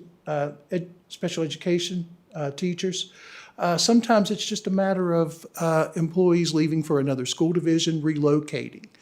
We see a lot of relocations when we look at our exiting data. You know, teachers moving to other areas and locales for one reason or another.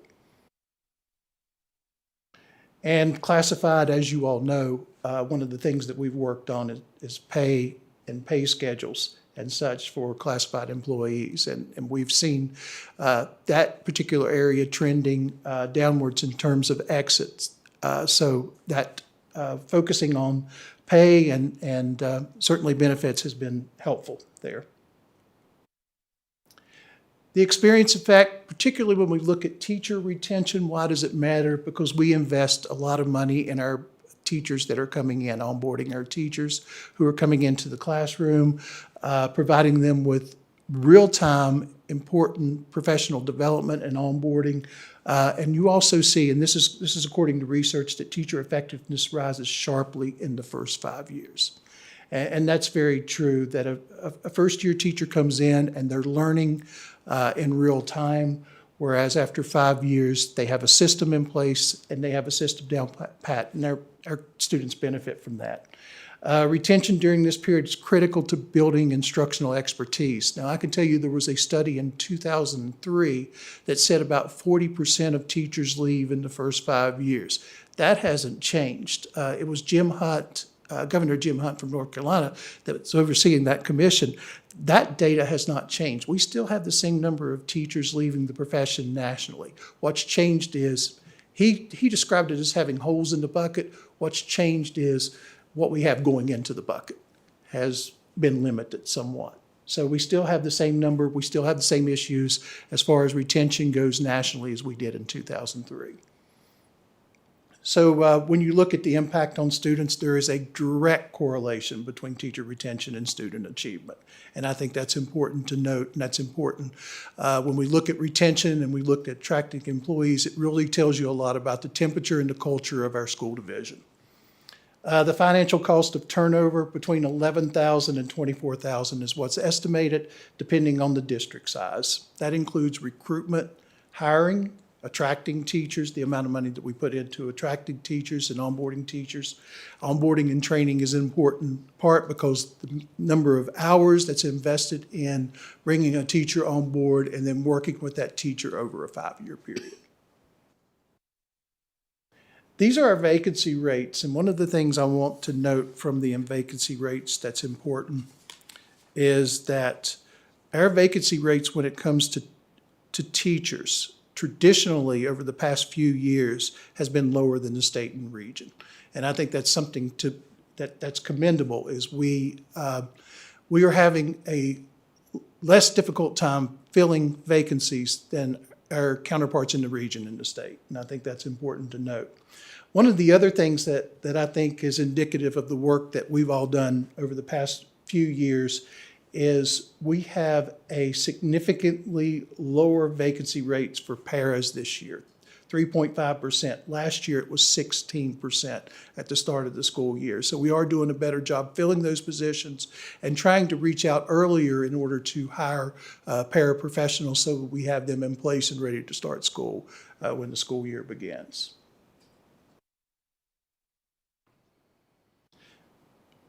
So why would you have low vacancy rates? Effective and timely recruiting processes, getting yourself out there, getting yourself known, highlighting the features of your school division, what's available, what do we have.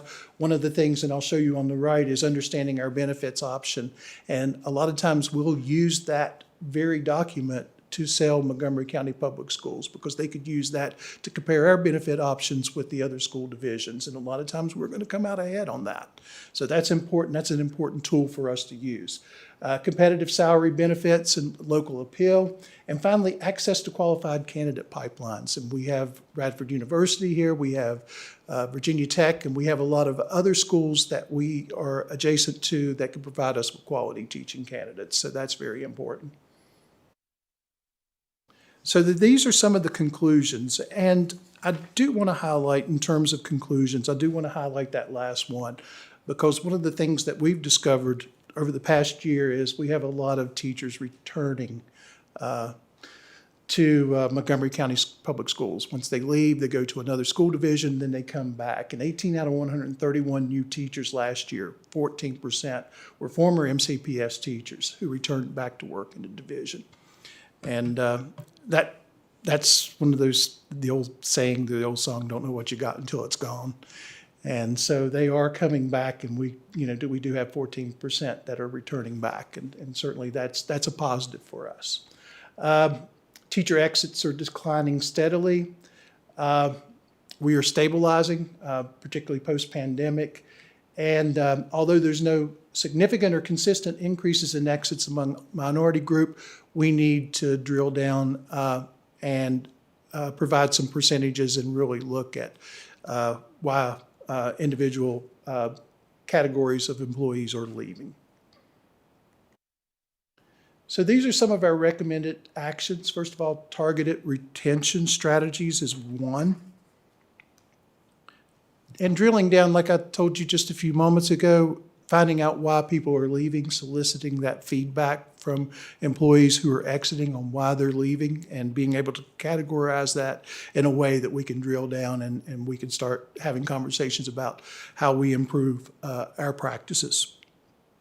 Minority equity trends, it's important that we look at who is leaving, not just total number. We want to know what percentage is leaving. We plan to work with the Department of Equity to understand these patterns better across the different groups, make sure our retention efforts are fair and supportive for all employees, and finally, review this information regularly to make informed decisions. So we're going to sit down with the Department of Equity and come up with a plan of action of how we address not only attracting minority employees, but also retaining those employees. And finally, continuing our teacher initiatives. Teacher exits are stable or declining. Our current strategies are working, but there are more that we can do to maintain not only consistency, but to build on our current success.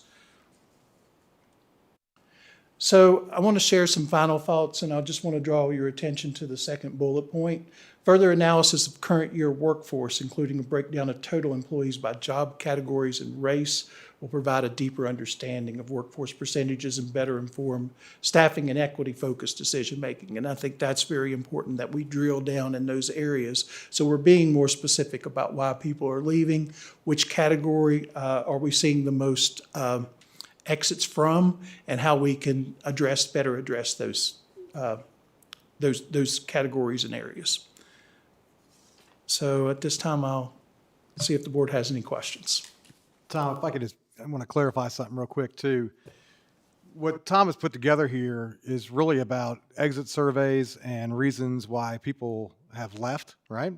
And I tried to kind of summarize a little bit about why people or why our retention has improved. We have a current survey that's out that is going to give us some stay information.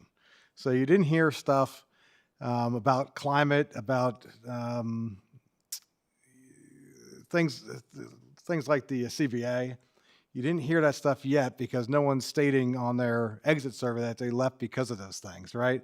But when we report to you all in the next board meeting, you'll see a lot of information about why people are staying in Montgomery County Public Schools.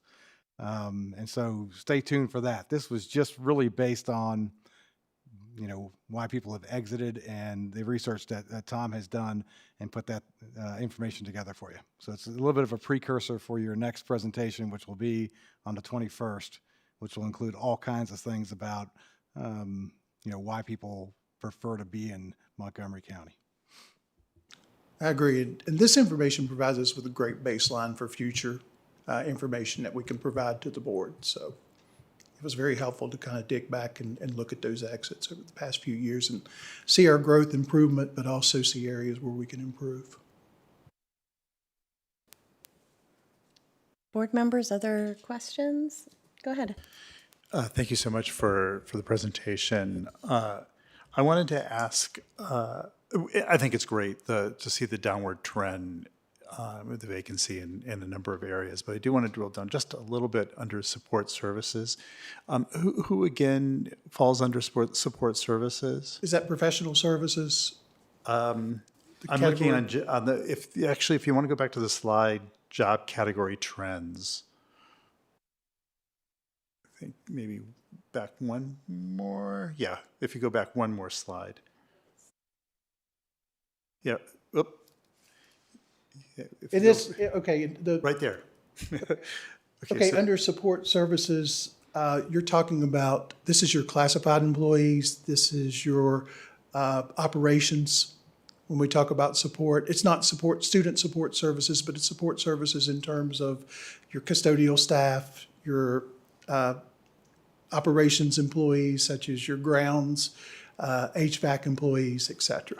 Okay, and one of the things that would be helpful for me to know is the relative exit trends. So, like how many employees do we have in these two categories, teachers versus support services? Because I'm only seeing 80 for teachers, but I'm seeing 44 support. But if that 44 could be a much more significant percentage depending on the overall number of employees. So do you have a rough idea? And I'm sorry, I'm asking you off the top of your head. Well, that's one of the things. I know we have, I think we estimated that we have approximately 945 teachers that make up the current year of employees, but don't quote me on that exact number. But I was able to get that to come up with the 8%.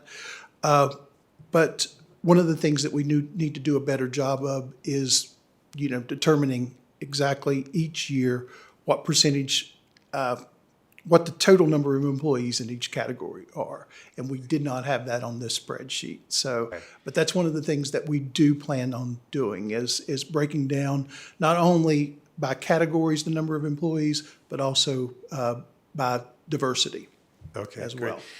Now, if I understood correctly, the reason you're using the vacancy rate as a comparison with the region in the state is that that data is not being collected for exit, so you can't make a comparison of MCPS to either the region or the state. Is that correct? We can look at research and do that, but sometimes it's like comparing apples and oranges because you have it depends on how what the research includes, because sometimes it just means exiting from the teaching profession altogether. Right. The state focuses on vacancy rates as opposed to exit rates, so that's why we chose to put vacancy rates in there. But one of the things I noticed, and we can certainly go back. I think they started using vacancy rates around 2022, 2021. Mm-hmm. We can go back that far and actually look at where we trend. But I could tell you just by looking at various years, our vacancy rates have always been lower than the state and region. Okay, because when I'm looking at the support services, the trend is not downward in that category. So on the teacher side, that's a significant drop.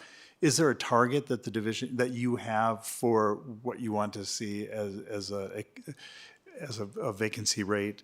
Or, maybe it's just like zero, but. 0.0. Yeah. Yeah, 0.0.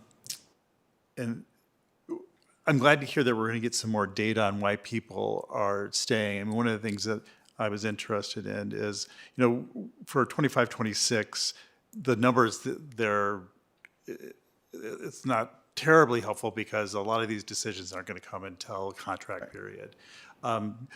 So do you have any idea of where this falls in line with where we would have been last year at this time or the year before? We were unable, and we actually discussed that today, and we're unable to come up with that information right now. Yeah. But we do plan on, at the conclusion of this school year, really, looking at bringing this back to the board with some, comparable information on how we're doing this year compared to past years with regards to exits.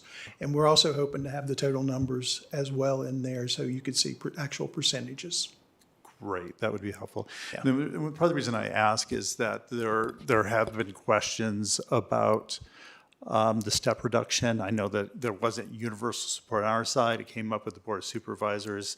And so to know the effect of that reduction in real terms and retention would be incredibly helpful, particularly as we're liaising with the Board of Supervisors to show why it's important that we made that. There was a significant financial commitment.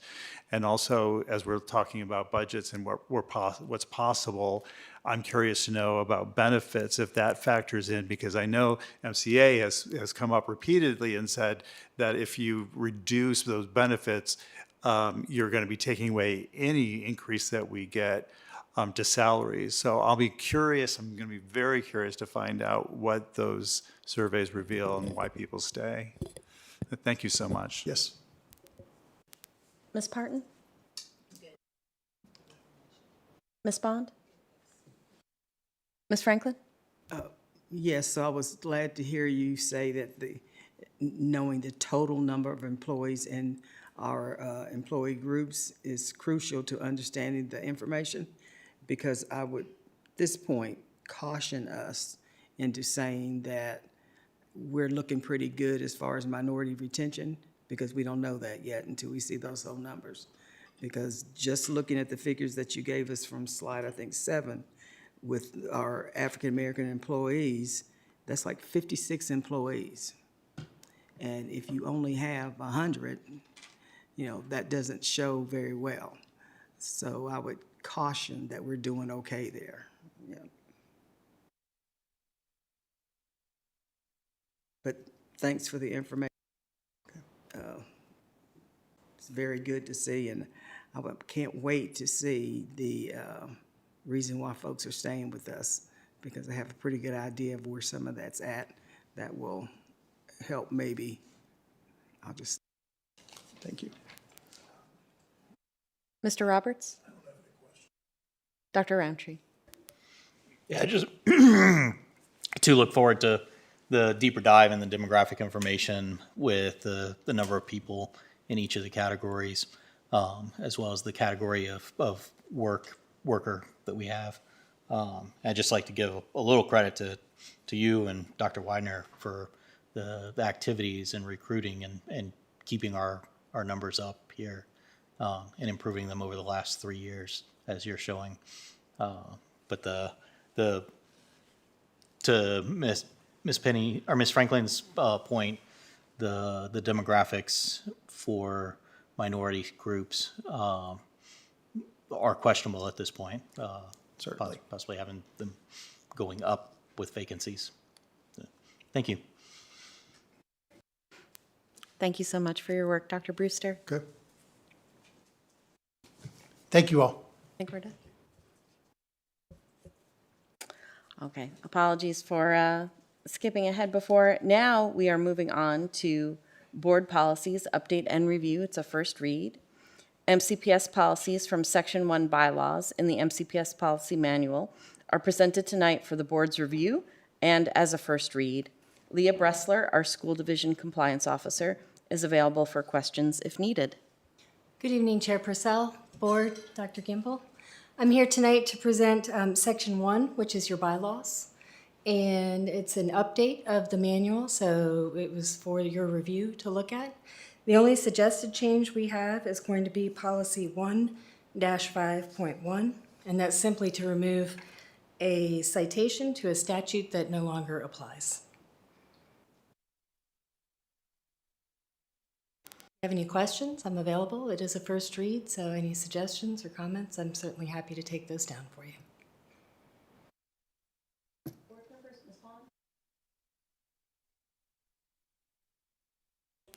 Yeah, quick question. Thank you so much for the review. So I know that one of the questions that I had before was the schedule for review of policies. So I see that, for instance, on 152, it says at least every 5 years revised as needed. Is there a document where you're keeping track of when things have been revised and when they need to be revised again? So, because look at this, it says every 5 years, but I don't know when it was passed, when it was last revised and when it needs to be revised again. So I'm let me unaware jump of that. in. So that's why I put add reviewed April 2026. We've built a record that we put right into it. But, okay, so So if we your, go to,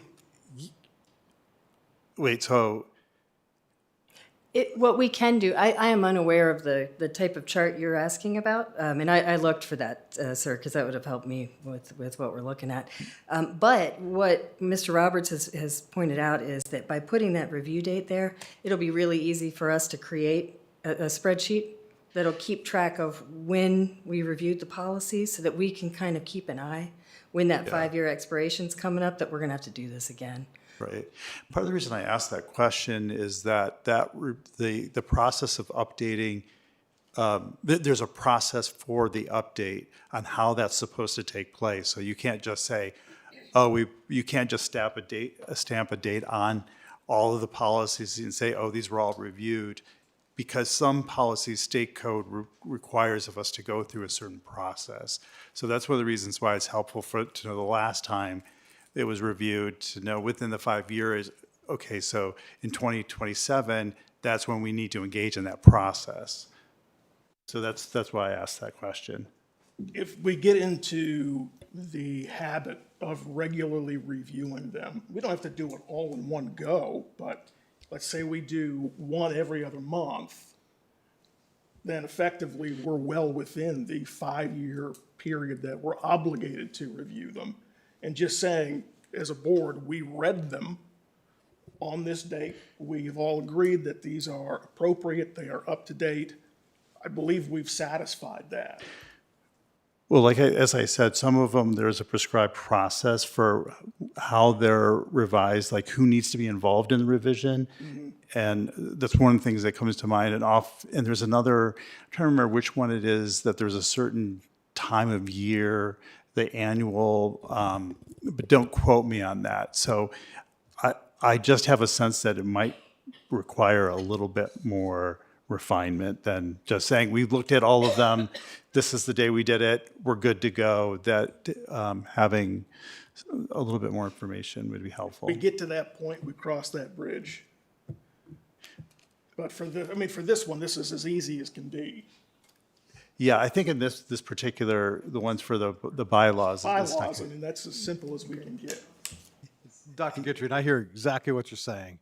And I think the goal is to build that kind of as we go. So Mr. Roberts went through this first section. We're going to, as soon as you guys approve this, we're going to attack the second section.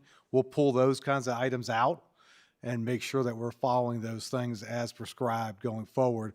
Right now, it's such a large project to go through the entire policy manual to pull those things out. We figured it'd be better off just going section by section and trying to get us to the point where this is a manageable beast, which right now it's not. But your point is well Yeah, taken, and so gotta when have I an order. create the spreadsheet to kind of track what we're doing, that section that you're asking about, so does the policy have itself a specific provision about renewal and looking at?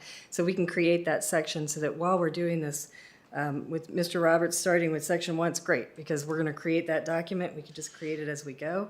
And so Yeah. as soon as we hit the first policy that has a provision like that you're concerned Yeah. about, that'll be our first one that we'll have something in that particular part of the spreadsheet for. So I can work on Great, creating great. Because I think that. it's one with the school security that I'm thinking of that might have that. So that was not my concern, but something I'd asked for, I thought would be helpful. I think that's a great idea, and I'll make sure I incorporate that into the spreadsheet that we keep for tracking. And who's involved in the revisioning of the policies? Comment on I- that. So as we go through these, and we talked about this a little bit during our board retreat, as we encounter those policies that impact whoever, right, down to students even. Certainly teachers, certainly administrators at the school level, and folks in central office. We would send that down through our director here to collect information, to get advisement on those policies, and then bring them back up. So some policies take a little bit longer to revise because it takes more input, where others like these impact just you guys. And so you really could forego the second reading if you so chose, because it's so simple. So to answer your question, it depends on the policy, and it depends on who's most impacted. We want to get input from folks that are most impacted by those policies to make sure it's meeting the needs of our students, staff, and administrators. Great. And then one final question, then I'll move on. So I haven't really asked this before, but one of the things I do know is that we have a policy about policy amendments. And if we're going to revise policy, it seems that we should follow that, our board policy about amending. I don't know if anybody has looked at that.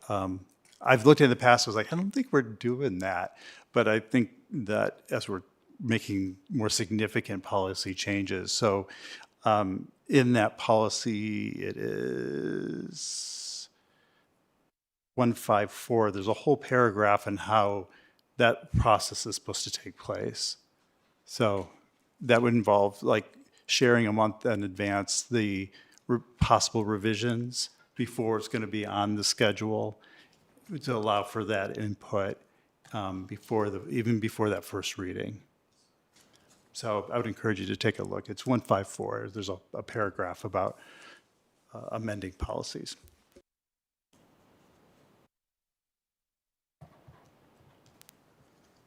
Ms. Franklin?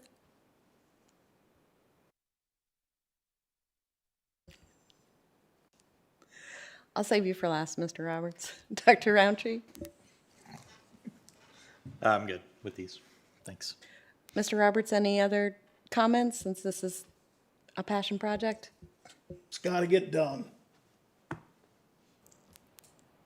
It does. I think this intention was to find some low-hanging fruit that was kind of easy to review, because we've known for more than a year that we really need to do a policy review. I know other divisions sometimes create a calendar that the board would approve so that we know far in advance what's coming. I don't know how much of a bear that might be for the division to kind of identify, because there may be things on there that we wouldn't get to until summer 2027, right? It's just going to be a very long process. I had one suggestion, kind of based of an addition to the bylaws, or maybe it doesn't belong here, so I'll just float it. We spent a lot of time during our retreat talking about how to handle complaints, kind of the right way to direct students, parents, caregivers, community members to address concerns and problems, but we don't have a policy codifying that. And sometimes the practice becomes murky, problematic, the wrong people getting involved at the wrong time. And I was wondering if it might make sense to add a policy about dealing with complaints and making that information a little more clear for our community to this part of the manual, or maybe it belongs somewhere else. It seems like it could potentially fit here. It could be cross-referenced multiple other places. I think that would be helpful because, people tend to go to sort of the highest level sometimes, right? Just thinking that's going to get the fastest resolution, but it's just often not the case, right? And we end up redirecting back down to the base level, right? And having them work up. And in almost all cases, they achieve resolution at one of the steps, right? Where sort of it's just sort of being delayed by either coming to a school board member or coming to a superintendent or someone in central office, where often the incident took place at the school level or on the bus, and it can be resolved very quickly with that teacher or with the assistant principal, and I mean positive resolution where the parent is heard and kind of puts the situation to rest and it's addressed appropriately. So having a policy like that and posting it on the website, I think would be very helpful to our constituents. I agree. So there is language, we do have policy, I mean, it could be refined, but 116, there's language in there about procedures for communicating to the superintendent. It's item number 7. So there's a policy that could be refined if it needs to address those concerns.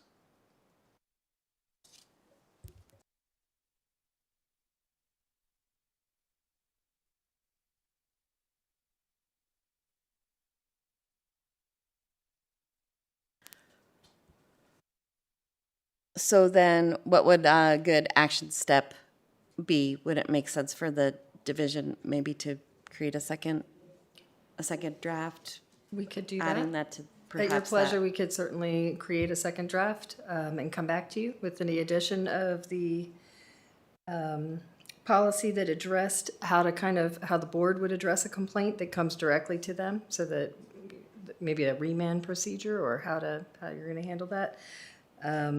And we can also take a look at that policy 16 to see if that's something that we could modify. Sure. Thank you so much. Board members, other questions or concerns? Mr. Roberts, thank you so much for taking this on. Ms. Bressler, Dr. Gimple, I know it's a real bear, but I think we'll all be better off for doing it. So thank you. And Mr. Roberts is kind of like a tornado coming in. He wants to get it done, and he puts us right to work. He does a great job of kind of helping us get organized and just knocking it out. So, and Lee is fantastic to work with also. So they're a great team also. More? There aren't any other questions? Appreciate you. Thank you. Thank you. Okay. So, moving on to proposed revisions to the Student Code of Conduct. This is a second read. The administration provides a draft of updates to MCPS Policy 7-3.1, Code of Student Conduct, as suggested by the board, with revisions from the first read. Jason Garrettson, Director of Student Services and Safety, is available for questions as needed. Good evening. Hi, Mr. Garrettson. Any overview that you wanted to provide, or should we just get to questions? I just kind of sat in the back during the last discussion and kind of wondered what is the opposite of low-hanging fruit, and that's maybe where I'm at with this one. I do share the second draft. The original edits are in red, and then based on the discussion from the last board meeting from board members, have tried to incorporate your thoughts and sentiments in the highlighted areas. Those are the changes we bring forward tonight, essentially based on the last discussion before the board at your previous meeting.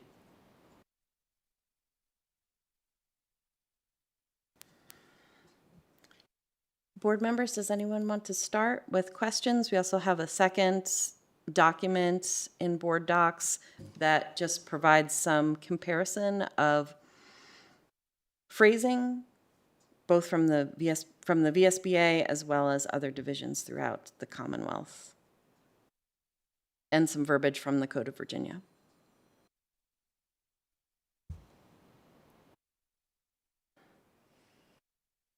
Okay, so I had concerns about the definition of distribution and looking at the VSBA model policy and where it adds the word sell or gives or distributes any controlled substance.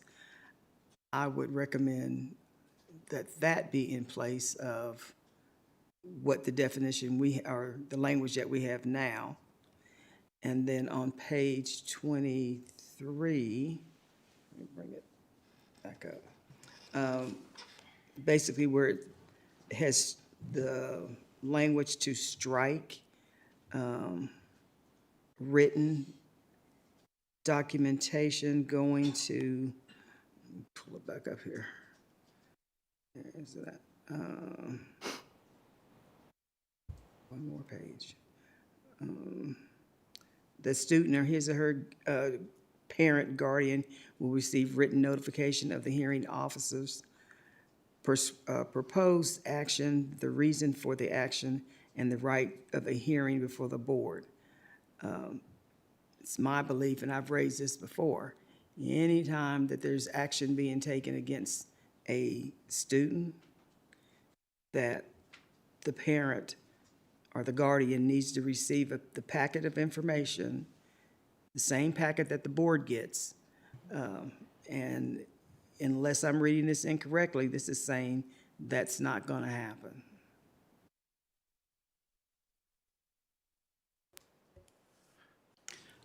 I don't think that was our intention, Ms. Franklin. I know that the board very much wants families to receive copies of the packet. I think that was struck just in terms of the point, going back to the previous page on 22, where they begin to talk about the hearing panel. Right. I don't think, it was not at least my intention or my understanding that the board wanted us to no longer share copies of the packet with families. Okay, so. Perhaps it's not clear. Right, because to me, this reads that that won't happen. Can I respond to Ms. Franklin? So I took note of that as well. I think it's if I'm understanding correctly, it's a little different than just receiving the packet. And I think that one of the reasons it's in there is because it's correct me if I'm wrong, part of state code, that if the proposed action is for a long-term suspension or possible expulsion, it has to be in writing, that proposed action. Am I correct on that? So I think that it's not just a personal preference, but I think if it needs to, and that's the reason it was probably in that policy, is to be compliant. Is that your understanding? Is that what your understanding is, Ms. Franklin? Yeah. That should be happening, yes.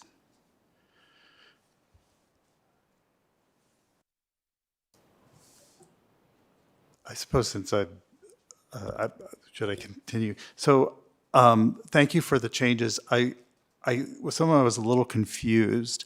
So it seems that when it comes to medication, on the bottom of 23, the language was, part of the language was removed there, and that a new paragraph was written above, so it's split. Is there any reason for splitting that part of the policy? Because I could see, at least just, for me, it was a little confusing. So administration, so at the top of 22, yes, sir, there's new language about administration, storage of prescription and over the counter. So you go there, and then there's another section dealing with medication toward the end where the original language is. I was like, that, for me, that's a little confusing of why you'd separate the two.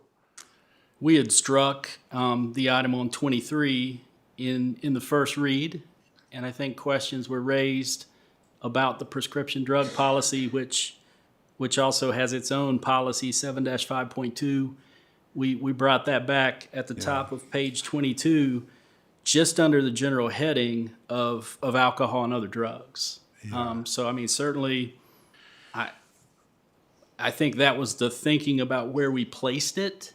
It was an attempt to respect the board's request to include that reference to the other policy, and we did add the exact quote from the policy that seemed most relevant when we are having a general discussion in the code of conduct about alcohol and drugs. Yeah, I would consolidate that into one paragraph so it flows a little more consistently. So there was a sentence, I got a little confused with following the initial, bottom of 22, following the initial school investigation, if there is no exchange of contraband for something of value or no indication of advanced planning to share the contraband with other students, the division hearing officer is authorized. For me, I was like, let me see if I can follow this. And if you could streamline that language, I think that would be helpful for people reading it, because it's not quite clear. I had to read it several times. Like, I think I know what it's trying to say there. The other thing I was going to say, and then I'll yield, is it seems that with distribution that we would be out of line with a number of other divisions by having distribution just be for exchange of value. Is that? I was asked to visit some other divisions' policies to see how they attempted to wrestle with the understanding of distribution. A couple divisions specifically were named, Loudoun, Prince William, and Fairfax. When we visited those policies, none of them seemed to provide a specific, clear definition for the term. They just talk about distribution. So when we just jump over to a neighbor, Pulaski, Pulaski did seem to define it on the second page of the second document that was provided to the board. At the top of page 2, they do define distribution as passing, giving, or selling alcoholic beverages, etc. It seems more in line with our prior definition that if one person, a student, provides it to another student, they seem to consider that distribution, which is where MCPS has been, at least for the last several years. And part of the discussion that brought the policy forward before the board again was a discussion around trying to hone in or provide a more clear, concise definition for distribution that did include an exchange of some sort of value. From the last discussion at the last board meeting, I don't mean to be presumptive, but it seems like there were some differences of opinion across the group, and I think that is where you get the attempt on page 22 to talk about if there is no exchange for said contraband, or really no attempt for any kind of like prior planning. Like if I'm a student who has access to perhaps alcohol, and some of my buddies and I have a discussion and I say, yes, I'll bring it to school, like it's kind of a planned, put together, thought out process for me to share versus I just show up with it. That was our best attempt on page 22 to try to bridge the gap between some differences of opinions.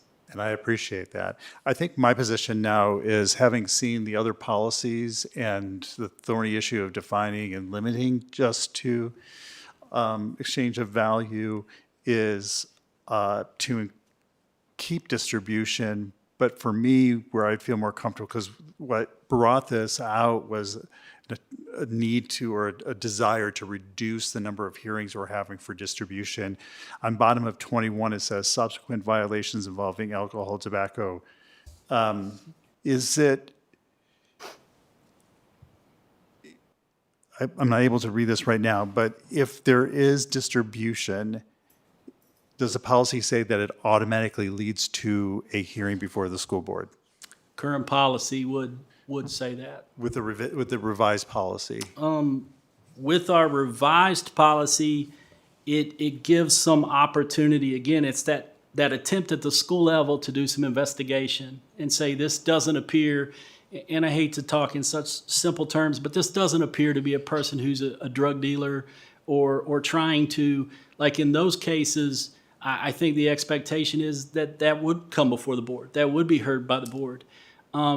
The thought here is that based upon the investigation, if it is essentially just a matter of, I have something at school I shouldn't have, a buddy knows it, finds out, I offer it, or he asks me for some of it, that it allows your superintendent and their designee, and here we talk about a panel, because I think there was some expression last time that some board members didn't want that to be a single person. They wanted a group to be making those decisions, that panel could then intervene and could hear that situation and make a determination up to long-term suspension, and as you said, save the board from some of those meetings and some of those hearings.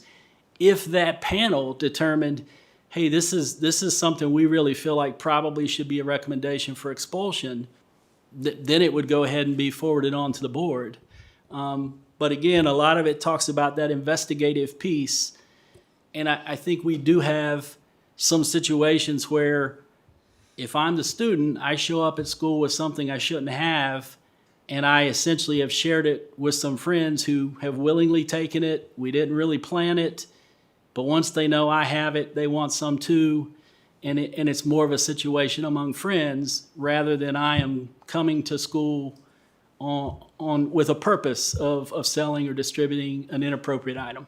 Okay, thank you. So, yeah, when it comes to the definition, I think that we shouldn't use just something of value, because what you've described is broader than that, and it could lead to some confusion. So I think adopting something like the VSBA or that broader definition allows for that adjudication. Thank you. I have a question.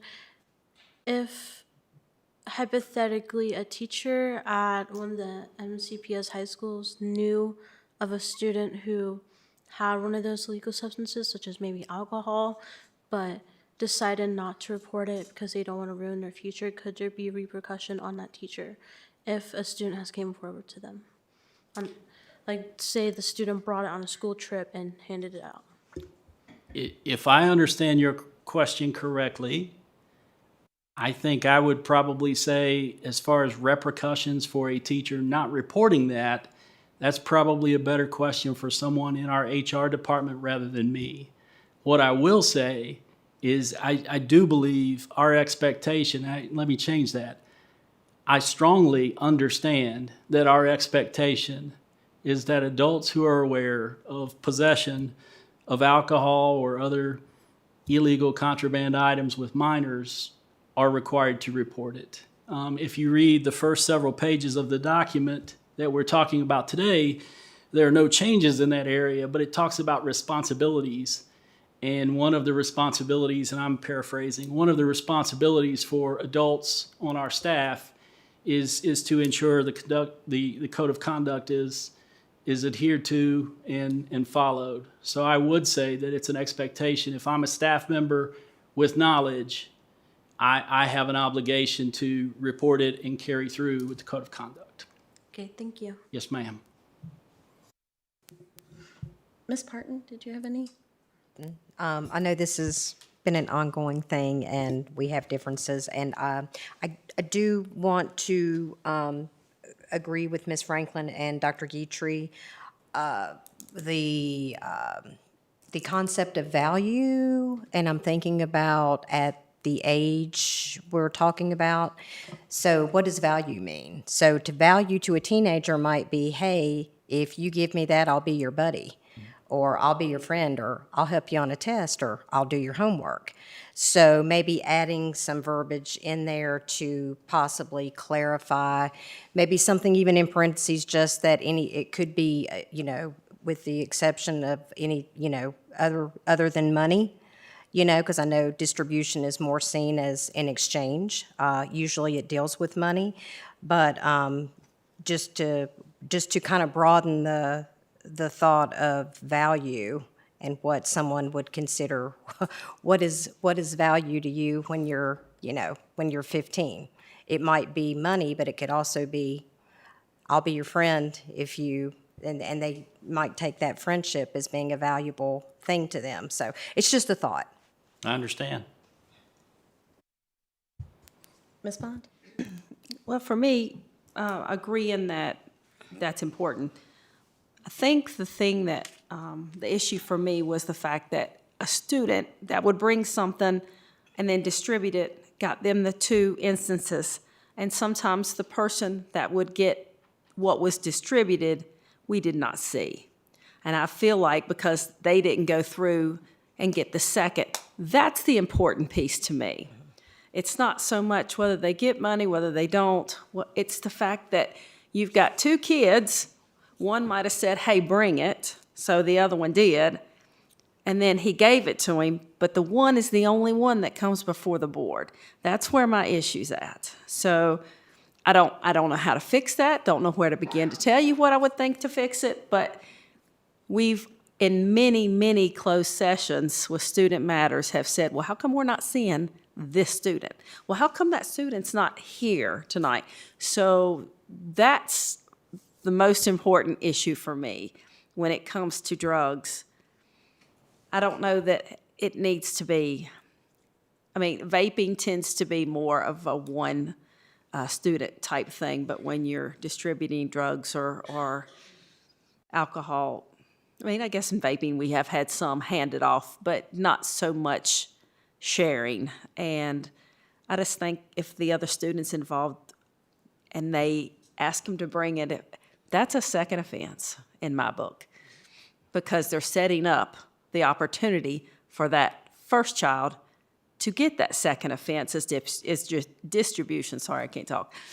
But am I making any kind of sense? Okay. I understand. If I understand correctly, you're saying two students are involved, and it's typically only the takes one the who heat. brought it. That's right. Who is That's before right. the board. The other one is typically being addressed as a first offender, which is explained on page 21. Right. That person takes typically a lengthy suspension, but they do not go before the board. That's right. And I think that frustrates parents. I think it frustrates students. I think it frustrates everybody because you've got one taking the heat when the other one isn't, and could have both very much been involved. Thank you. Dr. Roundtree? Sure. So, I'm good with the definition of distribution as it's being described in the document with the edits. The Pulaski definition there does a reasonable job of what I would suggest if we wanted to have something that is distribution, means to pass, give, sell alcoholic beverages, imitation and or controlled substances. Then it says other substances, which, I mean, that's a Coca-Cola. It doesn't make any sense. Inhalants, anabolic steroids, and drug paraphernalia. So as long as, if we wanted to put something in there, I'd be okay with that kind of statement minus the other substances, because again, that doesn't make any sense. We got to get rid of like over-the-counter ibuprofen falling into this type of category too. I mean, I do not want to see students for expulsion because they had ibuprofen at school. And when we get to handling that type of medication later on, I'd like to really get some input from community members and legal people. The fact that in order for a young woman or other person with a uterus that has cramps cannot have ibuprofen on their person in order to relieve those cramps, or if they give it to another person of the same ilk that is having those issues, that they come before us for an expulsion. Now, some people would be like, hey, they're not supposed to have those things on them. Okay, let's put the thing at the nurse's office. Cramps last 5 days. You got to get an ibuprofen twice a day. Twice a day, you got to announce that you're going to get an ibuprofen from the nurse's office. And you spend 5 minutes going to get it, 5 minutes coming back. That's 10, or 5 minutes going to get it once, 5 minutes going to get it a second time during the day. That's 10 minutes a day. That's almost an hour a week, once a month, that you're being removed from your educational environment to take an ibuprofen. I do not know. Maybe it's the law that we cannot have kids that are 14, 15, 16, 17, 18 years old with over-the-counter medication that they utilize on a regular basis. But at some point, we got to do something about that. And I do not want to see another kid for the equivalent of ibuprofen for an expulsion hearing. And we saw it. So parents, we saw that. So I believe under 7-5.2, it talks about non-prescription medication and how that can be administered by the student, how the student can have it, unless I've read it incorrectly. All they have to do is bring the documentation and let the school system know and only have enough for a day. Is that our current policy? Unless I read 7-5.2, that's what it states. It will be in 7-5.2. I don't want to try to recall it from memory.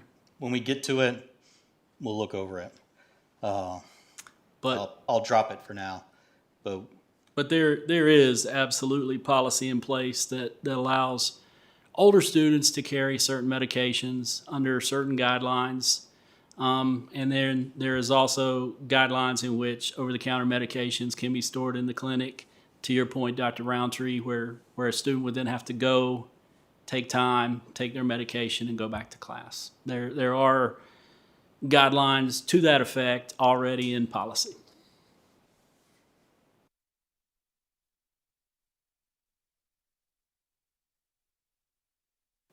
Are you done, Dr. Roundtree? I was checking some point. It looks like it's only those medications that are needed in a medical emergency that fall into that exception of self-administration.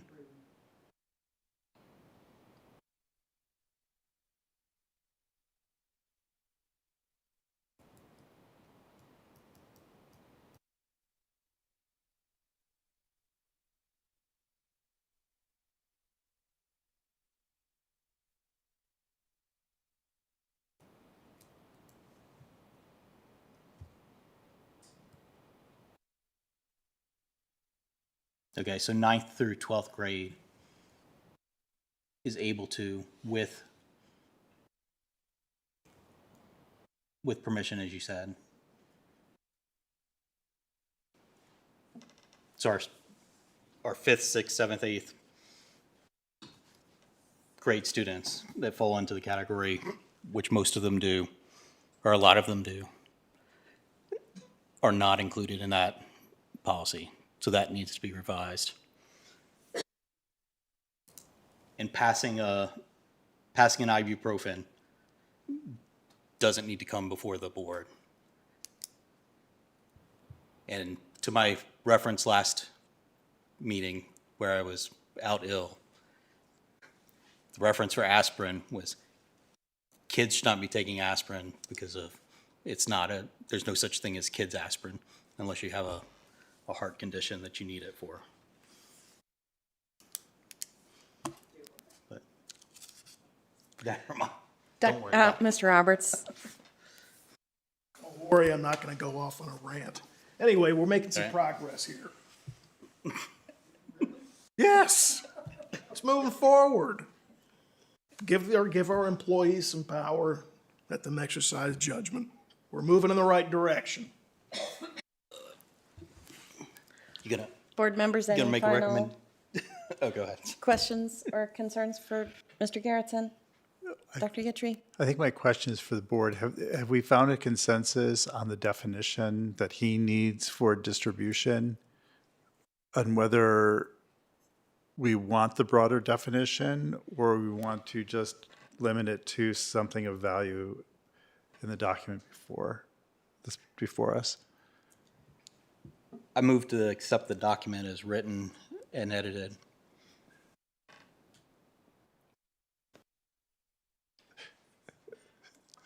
So, Mr. Roberts, I'm assuming that you want to stick with your definition. You are correct. You can second. I will second.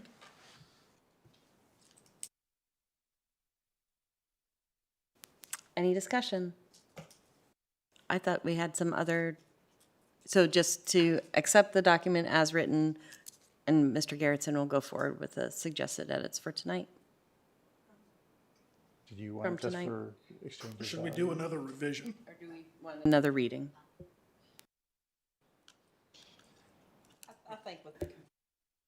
I personally think with the confusion, we need another reading because I don't know what we even agreed to what I would vote for. I mean, we all took it to a different area and left the main part. So, you know, I don't even know what we decided.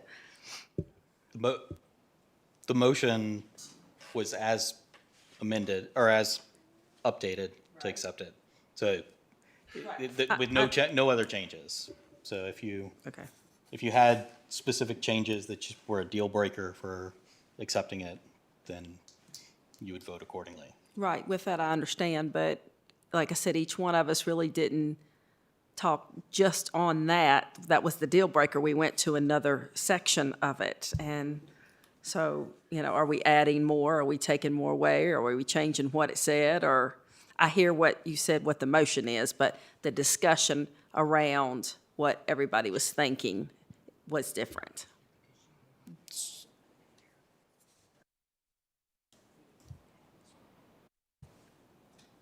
So what I got out of it, what we wrote, or what's been updated, is that we're empowering the administration to define what distribution is a little bit, that we're not saying that distribution is any handing of a controlled substance from one person to another. That it goes to the administration can look at it, make a decision. Was it in exchange for something of benefit? Is it a second offense? Those kinds of things would elevate it to us. But if it weren't that, then it wouldn't elevate to us. So we wouldn't see those types of actions. Correct. If it's some really hard narcotic, maybe that automatically elevates it. But your argument to what is you said you didn't want to see anybody given ibuprofen, and part of that is over-the-counter medication as well, and that's still in there, correct? The administration has the ability to review the case and provide discipline to it without bringing it to us. You don't think that's a little bit of a gray area? Say, wonder if you're a mother of the child that received 4 ibuprofen of a 6th grader. The administrative might have listened and thought that it wasn't necessary, but the parent to that child that received 1 too many, 2 or 3 too many for that age was inappropriate. So how would you handle that situation? And for me, I can't support it because, like I said, for me, I want to see that second child that's involved brought at, if it's especially a narcotic, they need to come. If there's a distribution situation, it needs to involve both children. That's what I'm looking to see in there, more than whether they got money, whether they got a hug, whether they got a friendship, whatever. I want to see both students. And yes, I agree with you 100%. I understand having athletes and needing ibuprofen before games and having to jump through hoops and get them, or on field trips and they couldn't take those with them, but yet you could stop at the gas station on your way and get them. So it's I hear you, but I'm just saying I think need to make it pretty clear, not just a gray area to where somebody can read it and go, yeah, but. So, I mean, there's always some gray area. Sure. So what we're saying is that we were empowering the administration to not long-term suspend with recommendation for expulsion students that have things that they can get at that an adult over 21 can get at the corner store, or that their parents have in their house that they got at the corner store, that they bring to school. The administration can handle that level of discipline and decide if it elevates to a level that it needs to be brought to us, not that it is automatically brought to us. I guess my argument to that is I didn't read that in there. That's the whole point of this, isn't it? Well, I agree, but I don't know that am I overlooking that? I didn't see it spelled out like that. Right. Okay. Let's see.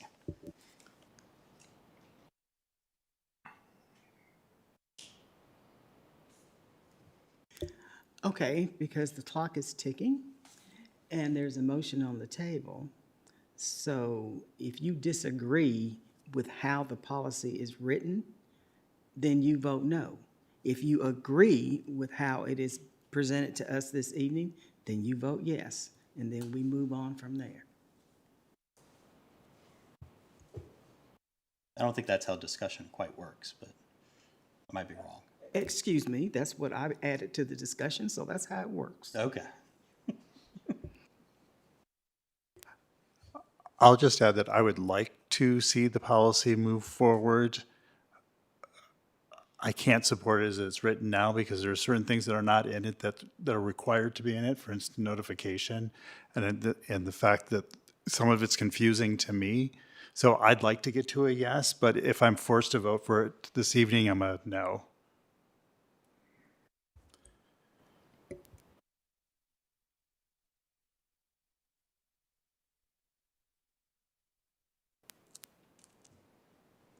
Someone call the question. Thank you, Ms. Franklin. Ms. Reed, would you please call a roll? Ms. Bond? No. Ms. Franklin? No. Dr. Guitry? No. Ms. Pardon? No. Mr. Roberts? Yes. Dr. Roundtree? Yes. Ms. Purcell? No. 5 in favor, 2 opposed. So thank you, Mr. Garrettson. I think we'll need one more draft to go over. I think we're getting close, though. Thank you so much for your hard work. I think that she just called it in reverse, right? Yeah. Yep. 2 in Just for the favor, record. 5 opposed. Yeah. Sorry. Instructions. And those Sorry, instructions motion clear as fails. mud? I will do my best. I think perhaps the challenge that I feel like I hear from this position is differing opinions across the board that I need to try to get in a policy that more of you can find agreeable. So I will certainly do my best. And you guys certainly are able to communicate with me, of course, through the superintendent, and I will bring you something back that is my next best attempt. Thank you. Thank you. Thank you, Mr. Garrettson. Okay. Moving on to unfinished business. Are there any items of unfinished business?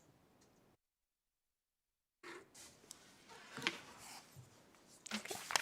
Hearing none. Moving on to new business. Are there any items of new business?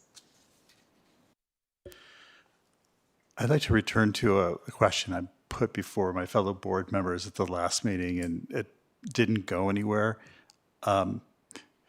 This, under new business, is the one opportunity where a board member can discuss with fellow board members whether to put something on new agenda, on a future agenda, or something for the board to work on. The matter that I brought up was on working on the discrepancy in pay, the pay bands. It was discussed during the Board of Supervisors meetings. It seemed to me that there was a consensus at that meeting to work on this, but I would like to hear from fellow board members if this is something that we'd like to discuss as a board. If now is not the time to consider a time in the future. I feel very strongly about this, that there should be equal pay for equal work, and it's not incumbent upon us to make that a priority. I thought from that meeting that it was a priority. I'm assuming that it still is, but I'd like to know when we might actually work on that. Yes, I was kind of under the conclusion, and I may just be incorrect, but that we were planning to do it, and the thought was that we would let the school year complete with the current pay bands, and then they would bring it to us in the summer time, in maybe the 2nd June type meeting. But I don't know, was that the ballpark understanding? Okay. Dr. Gimple, is there some movement on that? Because I know you've even mentioned just having staff members from both sides kind of work on that together.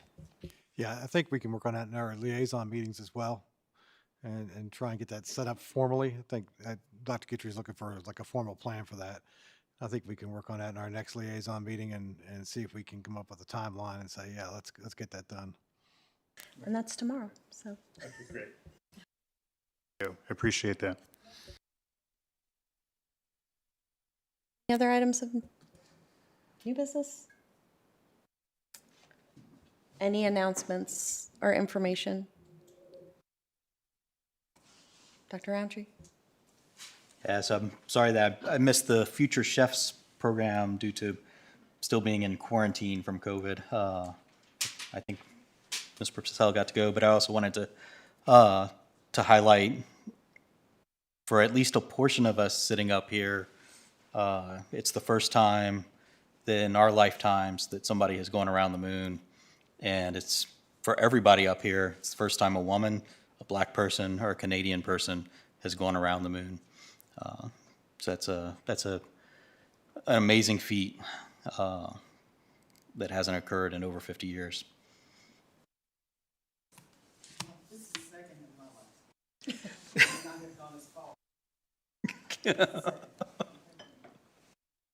I wasn't going to call anybody out.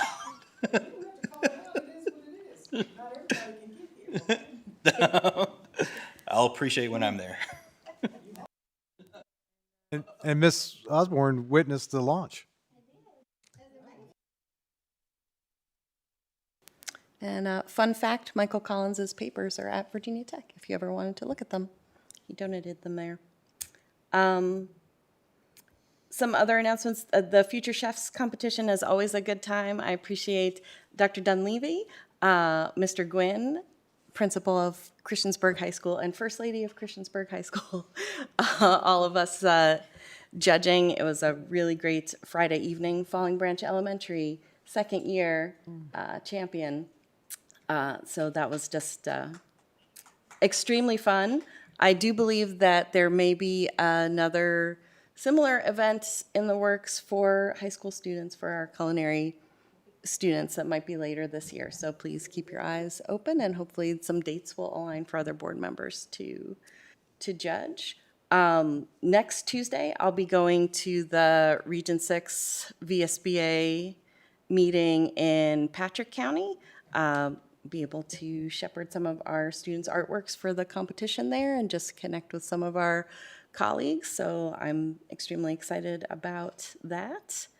And I also just wanted to thank Dr. Gimple for Dr. Gimple, Dr. Mitchell for putting together the reading program for National Library Week, which is somewhere around the week of April 19th.